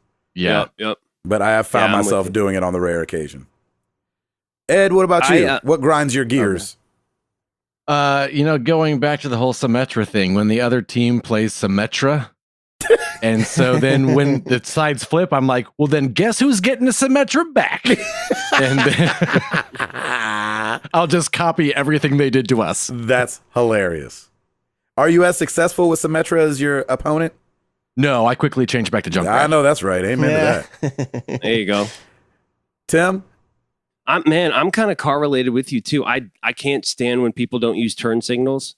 And occasionally I haven't, but it's usually like in an area, not a high traffic area. I'm just like, I'm just going to bum rush this. Oh, I always use mine. And then, I do too, usually. And then, what was the other one? People on their phones while driving all the time drives me insane. But every once in a while, I pick up my phone just to check a quick message. And or Lauren called, or something happened. Yeah. But I mean, I use the hands free as much as possible. But it just it's so weird. Like when you see people swerving and stuff, I'm like, I guarantee you they're on their phone, and you pass them, and sure enough, yeah, I hate that. And they're in deep too. I mean, they're like either looking down. I'm like, at least put the phone up to eye level, so you at least have me in the background. Have some sort of frontal vision and not looking down. But people are it drives me insane. I'm with you on that, Christopher. The only thing that I can think of is going to be a gaming related thing, because I honestly cannot think of something that irritates me in real life or like in everyday life that I will then go and do myself. I really can't. I'm sure there's something, but it's not coming to mind, because like turn signal, I am always using my turn signal. Me too. I am not going to not use that turn signal. And when other people do, I am going to give them the death stare because I'm just like, it's there for a reason. Use it. But the only thing that I can think is, I remember, especially back in the day when I was Call of Duty all the time, I would get so mad at people that would just camp in a corner or camp around an area. But if I had a string of 4 or 5 games where I just could not get things pulled together, man, you know who the first one laying in the tall grass was? It was me. Nice. I was going to get that kill streak and be like, all right, now I've just got one warmed up. Now I don't have to do this no more. That's funny. I get that for That's sure. Good. That's good. That's hilarious. Good question, Neebs. Thanks, buddy. Yes, well done. Mr. Ham, happy Brothers and Sisters Day. On this fine day of celebrating the lives of those who have been our greatest competitors, biggest annoyances, most loyal supporters, and for whom we often share the deepest love, please share the dirty details about them, like name, day, job, how they annoy you, etc., and how they have been a blessing in your life. If you don't have a bro or sis, feel free to talk about the closest you have. Didn't we just have Siblings Day not too long ago? Yeah, see, that's the thing. Banned. All right, are we banning Mr. Ham this week? Well, it's not his fault that the's a Brothers and Sisters Day and a Siblings Day. That's ridiculous. Yeah, I don't know. Part of me thinks it might be his fault. Yeah, it could be. You never know. That's funny. I love how Ed just automatically bans him. We had this I question. Like Hammer Ed. He's a fun guy. Banned. He is a fun guy. Yep, banned. Banned. Chris, what do you got? So we're supposed to say what again about him? What annoys you, but what blesses you about them as well? Yep. Another favorite and least favorite thing. So I'll just talk about my sister, just because people in the community might know her, and we've talked about her on the show and stuff before. My brothers, they're not quite as involved with the community part. So annoyance is that she's not met a person she's not friends with. Like she could just talk anybody's head off at any moment all the time, which I know is a bit of a weird thing to say because the first time that you ever met her, Gabe, like she was really quiet, which is very uncharacteristic. I thought she didn't like me. But at the same time, that's also a huge blessing because there's nowhere you go where she doesn't know somebody and get you a hookup or something because she's like, oh yeah, nice. I know that person. But when I was younger, I got so annoyed. It's like, why do you talk to everyone? Everyone we've got to stop and you get to talk. Why this? It really annoyed me when we were young. And what's a blessing of hers in your life? Oh, well, I was saying that was a blessing as well because she knows everybody and she's very outgoing. It's the blessing and the curse. I got you. Yeah. I see what you're saying. Yep. Ed? My younger brother, Ray, annoys me because when I was his age, my hair was thinning. Yes. And his is not. He's got the luscious locks, huh? He does. That sucks. That does suck. And he's just a really good guy. He cracks me up and is just outrageous. And he's awesome. His hair was thinning.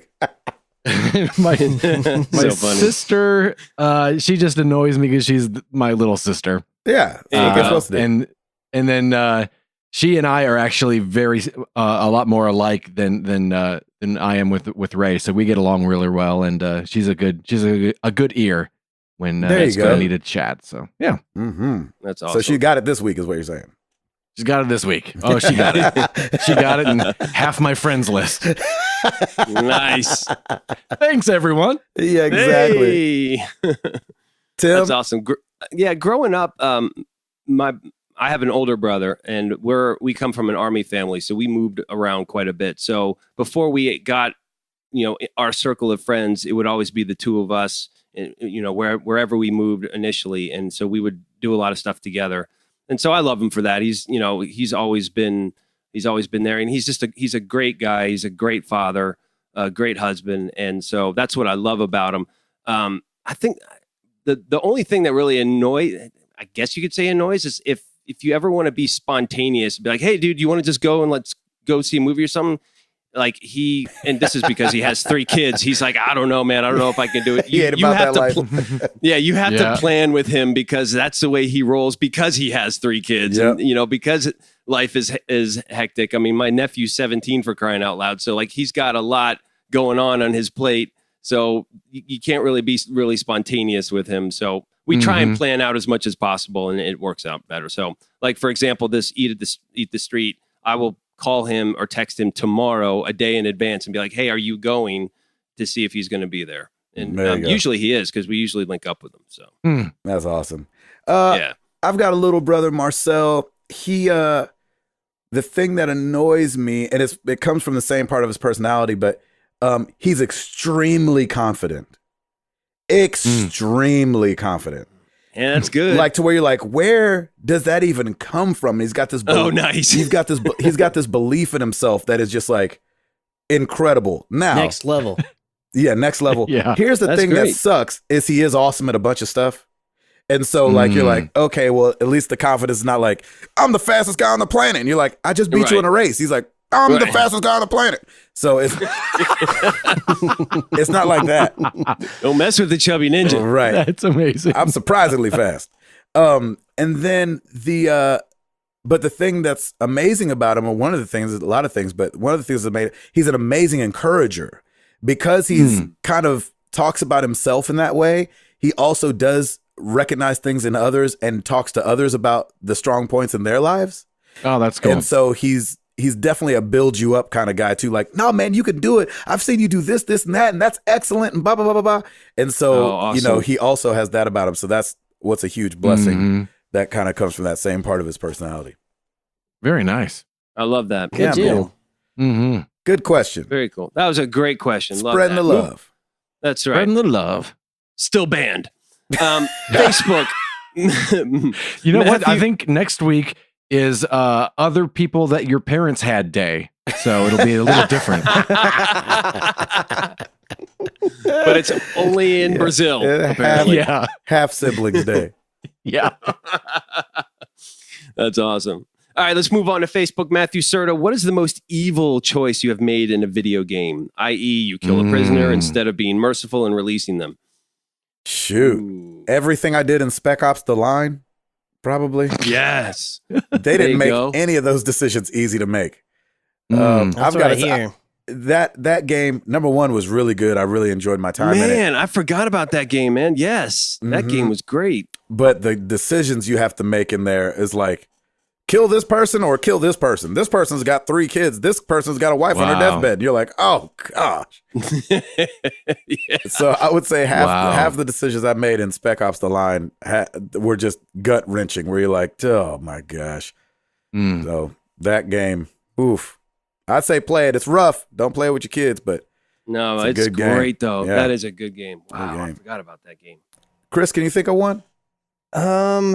Shoot, man, I typically don't choose the bad stuff, but me either. Yeah, so I mean, a game like Spec Ops, which I never played, I always heard about it, and I'd never played it. It was like a little underground. It felt like. Yeah, it felt like it never like popped in popularity, but I thought it was a good game, like a cult classic in a way. Shoot, man, I don't know. Or did you remember any hard decisions? I don't think I've done anything super well. See, any telltale situations? Yeah, see, that's kind of where my head was going. Is it's got to be one of the telltale ones. But the thing is that I feel like a lot of those outcomes, the ones where it was a hard decision that maybe had something, it was kind of superficial because they all ended up in the same place essentially. Yeah. So I can't think of one. But you didn't know that at the time of the decision, though. Yeah, I mean, so. I'm with you though, because that's kind of what I'm thinking too. One of the telltale kind of games. like at the end of season 1, didn't you have the choice where you could shoot Lee or you could like just leave him tied up or something? Let him bleed out. Yeah, yeah, and that one. I mean, it's not morally ambiguous, but that one was like I wrestled with that one a lot, and I don't think that I ended up shooting him. I felt like that was the better thing to do. He was asking for it too, right? He was like, that's what I remember. Yeah, I did too. I only played through it the one time. I was like, man, I don't know if I can play through this again. I know that's right. Yeah. So I don't know if that is really the right fit, but that's the only thing I can kind of think of. Yeah. Eduardo? I'm kind of like Chris. Like I try to not make the evil choices when I'm playing the game, but when I was playing the Detroit Become Human demo, I'm just trying to get all of the different options. So there were a couple things I did that I'm like, sorry, girl. Oh no, you're falling. Sorry. Oh, snap. Oh my gosh. And it was hard to do it. Yes, right? Your fingers are like, I'm not doing it. Sorry. You're going to have to do it with your nose. Yep. Tim? Yeah, I think I'm going with Telltale too. There's a couple, I think in The Wolf Among Us, there's a couple of decisions I was like, okay, here we'll be bad for a little bit. But you know, it's just but that's the thing. Like, you don't know what happens, but you're like, you know what, this might not be too much effective of the story, so I'll just go ahead and do it. Just be a little naughty for a little bit. There you go. But man, that Spec Ops, man, that was a great call. Totally forgot about that. That was. I remember you and I sat on the couch and we were playing that for a little bit. Was that a Plus game? That was a free game? I don't remember. It was a PS Plus game at one point. I remember because I saw it and I didn't have PS Plus at the time. I was like, I feel like I should play it. People are talking about it, and I didn't have I didn't get it in time, and I never got to play it. And I want to say that's PlayStation 3 too. That wasn't 4. That's right. That was PS3, and it was on 360 as well. Yeah, I'm pretty sure. Anyways. Yeah. Oh, that was a good game. Nice. Yeah, that was a good call, man. Love that. Daniel, hi. After watching Infinity War, Thanos is officially one of my favorite movie villains. Who is your favorite movie villain of all time? Ooh, wow. Doggone it. I mean, gosh, this sounds like such a cop-out, but only because I think he's one of the greatest villains of all time, period. It's got to be Heath Ledger's Joker. Oh, that was good. I just don't know if in my brain I can't. He's not. I mean, him or freaking what's his name from Silence of the Lambs? That's mine. That's the Hannibal first thing Lecter. I thought of. Yep. Yeah, is that yours, Both Ed? are very good. That's mine. Yeah.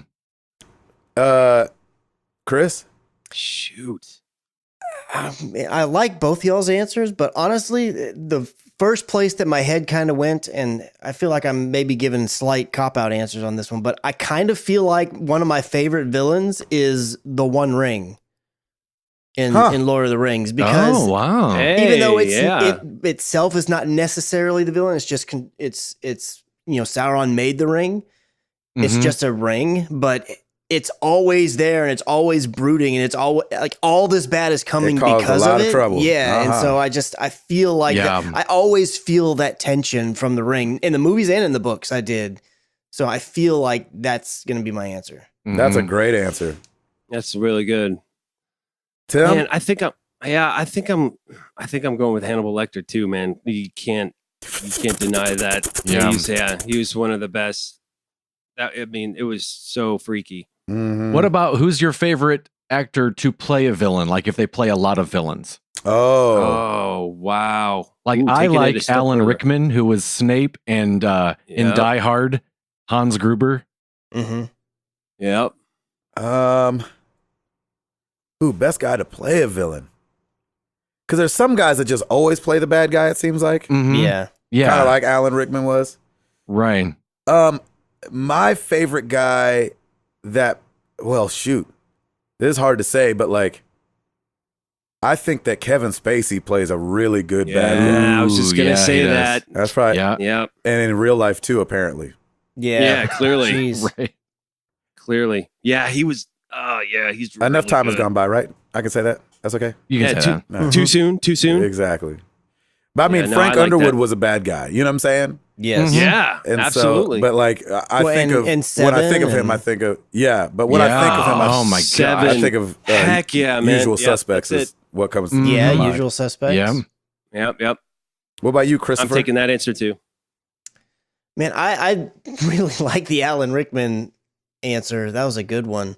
Mm-hmm. I'm trying to think of the problem is that I don't know a lot of actors' names. I'm trying to think. There's this one guy. I think he's on a TV series right now, or he was not too long ago. But I really only know him from TV stuff. But he always played a villain. I can't think of his name. He was a bad guy on The Practice, if you remember that show way back in the day. And then the guy that was the I don't know if he was the main villain, but for a long time you thought he was the main villain on Lost. That guy. Yep. Do you know what I'm talking about? The guy he played Ben Linus.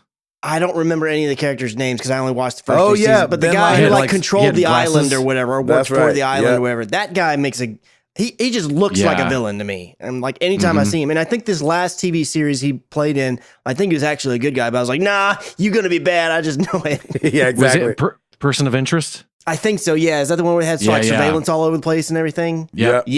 That's the show. And I don't think that's on anymore. I think that's off the air now. Mm-hmm. Yeah. Tim, you're stealing which answer? Oh, Kevin Spacey, definitely. Mm-hmm. Yeah. Absolutely. Yeah. Nice. That's great. All right, let's move on. We got two more on Twitter. Honorable mention to Jack Nicholson, too. Oh, yeah, he's good. Ooh, and he was also the Joker. Yes, he was the Joker. Man, that Heath Ledger, though, you cannot. Yeah, that's a good one. Cannot ridiculous. Beat. He is the ultimate Joker. But he didn't play bad guys often. No. Heath. Yeah. Heath no. Did. Yeah. That was really his first breakout bad guy role. Yep. I think. I want to say so.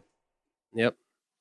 Moving on to Twitter, Dante's Belmont. How do you cope with bad news in life? Do you have a routine or a method? Do you go to a special friend, talk it out, go to a corner and cry, play games, write something, sing, drive? What do you do? Ed? Yes. Yeah, exactly. All of that. All of the above. Yeah, I've got a couple of people that I usually go to and talk things out, just depending on what the news is, or and it's a blessing to have so many different people to choose from. Amen. You know, it's kind of like, wow, this is the problem. You know, this guy would really know something or be able to speak something to me about this. Or if it's this, this person would be able to. And so I definitely realize how blessed I am to have so many people to choose from. I know that's not the case for everyone. Yeah, that's right. Christopher?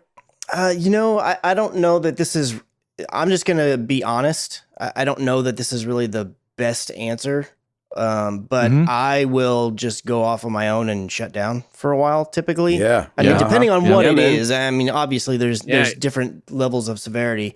I don't feel like I let that be my prolonged reality, because I know that that's not necessarily, I mean, I don't feel like that's the healthiest way to deal with it. I mean, you need to confront things and whatnot, or talk things out and get it out. But sometimes even just being by myself, but maybe writing out my thoughts Or for instance, let's say if it's a situation I'm having with another person that's negative and I want to confront that person or at least let them know what I'm thinking and like, you did this, you hurt me in this way or whatever.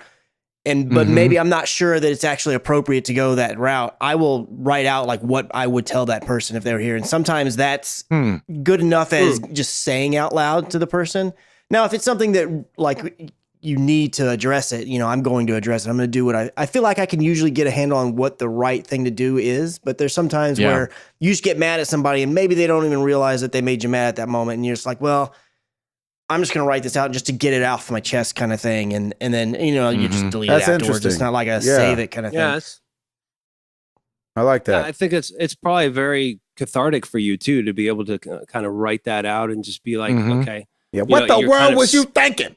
Yeah. Right. Yeah, and you're spilling it out on paper. And at the same time, it kind of probably oozes out as well. Yeah. I just don't, I feel like one of the worst things to do, and I used to do it a lot when I was younger for sure, is just to not say anything or not do anything, and then you just push it down or whatever, and you think like, oh, I'm past that or whatever, and then it's just you do that enough times, and then there's too much fizz is built up in the bottle. It's gonna blow the top off in your face, and then you're gonna have a really bad situation, and then it'll all go fine again, and then you'll go back to stuffing things down, and it's like you've got to release it in some way. If for some reason you believe the time's not right or the moment's not right to do it right then.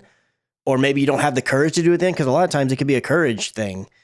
You need to get it out some way, and that has worked for me in the past. That's there good. You go. Yeah. Tim? I really like that. Yeah, for me, it depends on the bad news. It depends on the situation. I'm a programmer, right? And I've been programming for 15 some odd years. So in programming, if there's something that's not working right, you have to try and fix it. So I've always had this idea of how can I fix it? So if I hear bad news, it may not necessarily be about me. I immediately go to, okay, what's the solution? What can we try and do to fix this? And a lot of the times it may not be anything that you can do. So if that's the case, and if it's a friend or whoever, if it's not directed toward me, it's what can I do to help? What can can I just be there for somebody? If it's direct and if it's coming directly to me, it's one of those things where I'll probably do a little bit of what Chris said, but then I'll just sit in a room and cry and cuss and cry and then throw something and then just get it all out. And then just take a second to breathe and then try and figure out how can I turn this around? How can bad news turn into something good? And go from there. But man, if you're not shedding some sort of an emotion or not, fear, anger, whatever, then it is going to bottle. It's going to just stay bottled up, and it will explode down the road in a time that probably doesn't need to, and that can be way more dangerous. So getting it out of the way initially is for me, I think, is the best way to do it. Mm-hmm. I'm with you on that. That was great question. Mm-hmm. Everybody go? Gabe? I usually I actually talk it out with Jenny if there's bad news and I just need to get it out, you know what I'm saying? I'll definitely talk to Jenny about it. And I do pray, man, and I just I'll sit in my car and just talk to the Lord about it and try to see if there's something I'm supposed to be learning through this, or if I'm what my actions are supposed to be, if it's a grandparent that's dying, like how to be there for, my mom or dad, or stuff like that. And I feel like it helps me zoom out a little bit, because usually bad news in our lives, and I can't speak for everybody, but I think a lot of times when you get bad news, like there's so much crazy stuff going on in this world. And so I think it helps minimize it a little bit so that I can put things in a perspective a bit. Yeah. So, yeah, man. I like that. Good question. I like that a lot. Very good question. We're going to end on a less serious note with Bear the Hairless. This is a quick fire, and it's all about tacos. So here we go. Perfect. It's perfect for Cinco de Mayo. Happy Cinco de Mayo, by the way, this week. Oh, that's right. On Saturday. So we got May the 4th and then Cinco de Mayo. It's perfect. All right, tacos. Here we go. Every year. Hard or soft? Ooh, hard. Soft. Corn or flour? Corn. Flour. Ooh, yeah. Beef or chicken or fish? Beef. Chicken. All of the above. Yeah, that's true. Right? Beef. Ooh, that's true. All the above. We know what Chris will say. Beans or no beans? Bam. On the taco? I'm fine with some beans on a taco. No, all right, Beans. there you go. Beans. No beans. Dang. Sour cream or no? No. Yes. Yes. Sour cream, yes. Pico or hot sauce? If it's between those two, I'll say hot sauce, but I usually would do neither. I want both. I do pico, but I usually don't do it either. Yeah, pico on the tacos, hot sauce in the burrito. Yay. It's perfect. There it is. That's quick fire right there. I like quick it. fire tacos. Doggone it. That I want was some nice. tacos. That was- Doggone it. Right? Dude, Come on, man. Right? Let's make a bell run, Gabe, you and me. I gotta make a run for We the just border. got one right by our house now, huh? I know, right down on Columbia. It's way too close. All right. Yeah, But I hate to do this, but dangerous. I'm going to overrule you. We have one more question Ooh. Okay. Ooh, because I all right, really go liked ahead. this one. It was from Drew Brew on Twitter, and he said, if you could have one of the Infinity Stones, which would you choose? Ooh. I like that one. And if you want, I have a synopsis of what each one does, if you would like me to. Exactly. Please. Hit it. Thank you. Okay, Hit so it. here we go. The Soul Stone allows the user to steal, control, manipulate, and alter living and dead souls. The Nada. Soul Stone also is the gateway to some pocket soul world that I don't know how to say the name. At its full potential, the Soul Gem grants the user control over all life in the universe. Nah. The Time Stone allows the user to see into the past and the future, stop, slow down, speed up, or reverse the flow of time travel, change the past or the future at any age or de-age things. And then we have the Space Stone, allows the user to exist in any location, move any object anywhere throughout reality, warp and rearrange space, and teleport themselves. Oh, okay. Ooh, Now we're getting there. that's Now we're nice. getting The there. Mind Stone Right. that allows users to enhance their mental and physical ability, or the mental and psionic abilities, and access the thoughts and dreams of other beings. Oh, So no there's way. that one. I ain't trying to get in No, other people's thank heads. you. Gross. Nah, no, man. man. Reality Stone, Reality Stone allows users to fulfill their wishes, even the wishes that are in direct contract to scientific law, Oh. and to do other Which things one's that that? would be impossible. That's the Reality Stone. Okay. And then the Power Stone allows users to access and manipulate all forms of energy, enhance their physical strength and durability, and boost the effects of the other 5 gems, which doesn't necessarily apply to this one because we're only picking one. So there you go. Wow.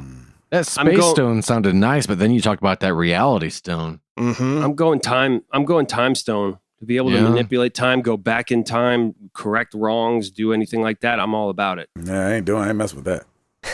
You don't want to go back to the 50s game? I want to go back and talk to I want to go back and pet a brontosaurus, man. Come on, let's do this.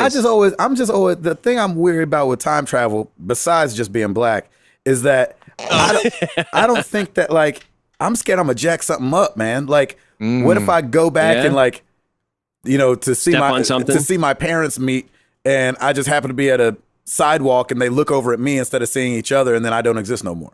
Mm-hmm. Yeah, you come back and Biff has a casino. Yeah. Walked into that one. Yeah, that's Exactly. perfect. I'm going with the Space Stone. I like that one.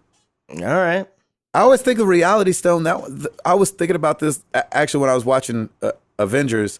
Like, say I could manipulate around me a different reality, but I always like tie that to like a mutant's abilities. Like I remember, I think it was Mystique was talking about becoming a different person and how it felt like you were clenching a muscle.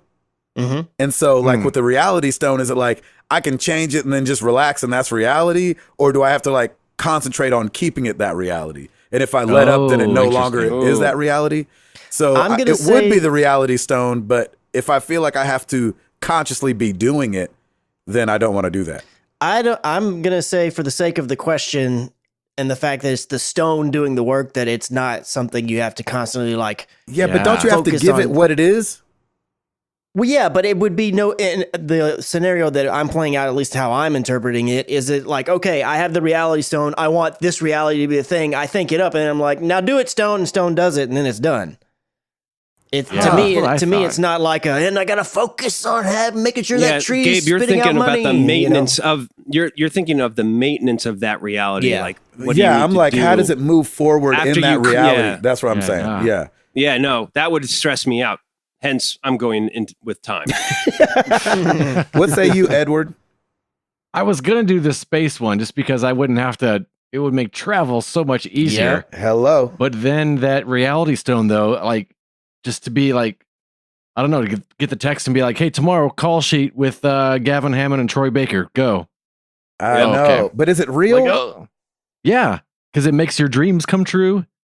I like that. Right? All right, I'll take And then you just live in that stone for forever? Yeah, it makes it. Then you can change it all you want. Yeah. Yeah, I like that.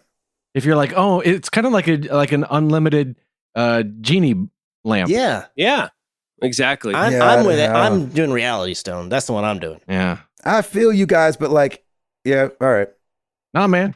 I mean, don't get me wrong. I like the idea of the time one. I like the idea of the space one. Yeah, I like a me lot too. of them, but if I can only pick one according to the question. Yeah. I'm choosing I reality. feel like for me, the reality stone sounds like it's giving room to jack with other people's lives, where the space one is more insular. And so, like, does Troy Baker and all them want to be hanging out with me? Like, but I've just made it my own thing. Like, y'all are gonna kneel to whatever I want the rest of my life. No, I'm not gonna make anyone kneel. Not actually kneel. Oh, you're crazy. Yeah, but that's like if you use the space stone to like just teleport somewhere, it's like, well, hey, you're putting a pilot out of work. But it's just I'm about to teleport everybody. Mm-hmm. You'd be a very popular Uber, that's for sure. I know, right? That's right. Sully would have never been a famous pilot. Be like, yeah, and Gabe just teleported the plane back to the airport. Yep. He was gonna land it just fine in the Hudson, but Gabe had to interfere. That's funny. That's a good question, though. I love that. That's a good one. Yeah. Very good. Thank you, everybody, for all the questions. Yep. That's a wrap. Yeah, it is. So the big question that we have for you guys: who is coming to 300 in Nashville, Tennessee? We are going to have a great time. Remember, we said if you're on the fence, you shouldn't be on the fence anymore. No. You're just coming now. That's the side we've decided you're all falling on using our reality stones. That's right. That's right. Don't make me whip out the power stone. I can already tell you that it's going to be a huge success. So this is what we want he'll just rewind time and we'll do it again until it is. Exactly. We'll just do it all over again. This is what we want you to do. Email us at mailbag@marriedtothegames.com. Anybody that's coming, please email us at mailbag@marriedtothegames.com, just so we can have a head count and we can move forward with and so we know what plans we can have, what plans we shouldn't have. So this is what we want you to do. Email mailbag@marriedtothegames. Name when you're coming in and when you're leaving.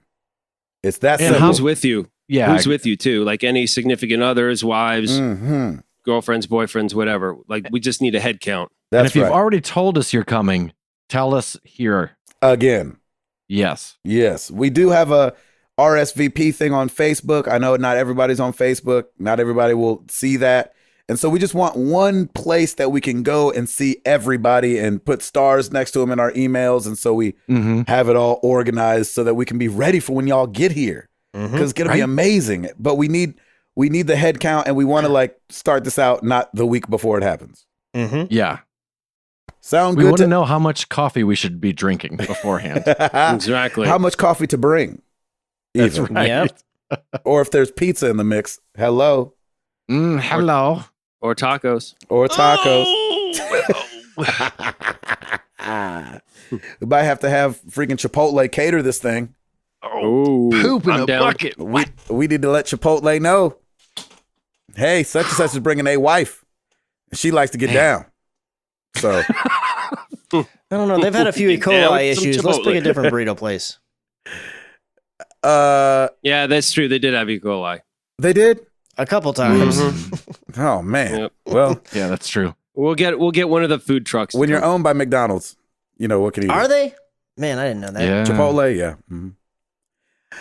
Yeah, so let us know. That's the question of the week. Mailbag at marriedtothegames.com. I don't know if I've said that enough. Let us know if you're coming to the E300. Coming to E300. There you go. Hey. We are gonna be watching the press conferences together, so it's gonna be awesome. Yeah. Woo-wee. I can't wait. I'm so excited. It's around the corner, y'all. I'm just saying it's around the corner. It is. It sure is. Lord have Surely mercy. is. Episode 294 in right? Sheesh. 294 in the books. You got it. Man, oh man, oh man. I love it. Thank you guys so much for listening. I'm Gabe Patillo. That is Tim Router. That is Ed Placencia. That is Chris McCracken. And we are married to the games, and we are up out this thing.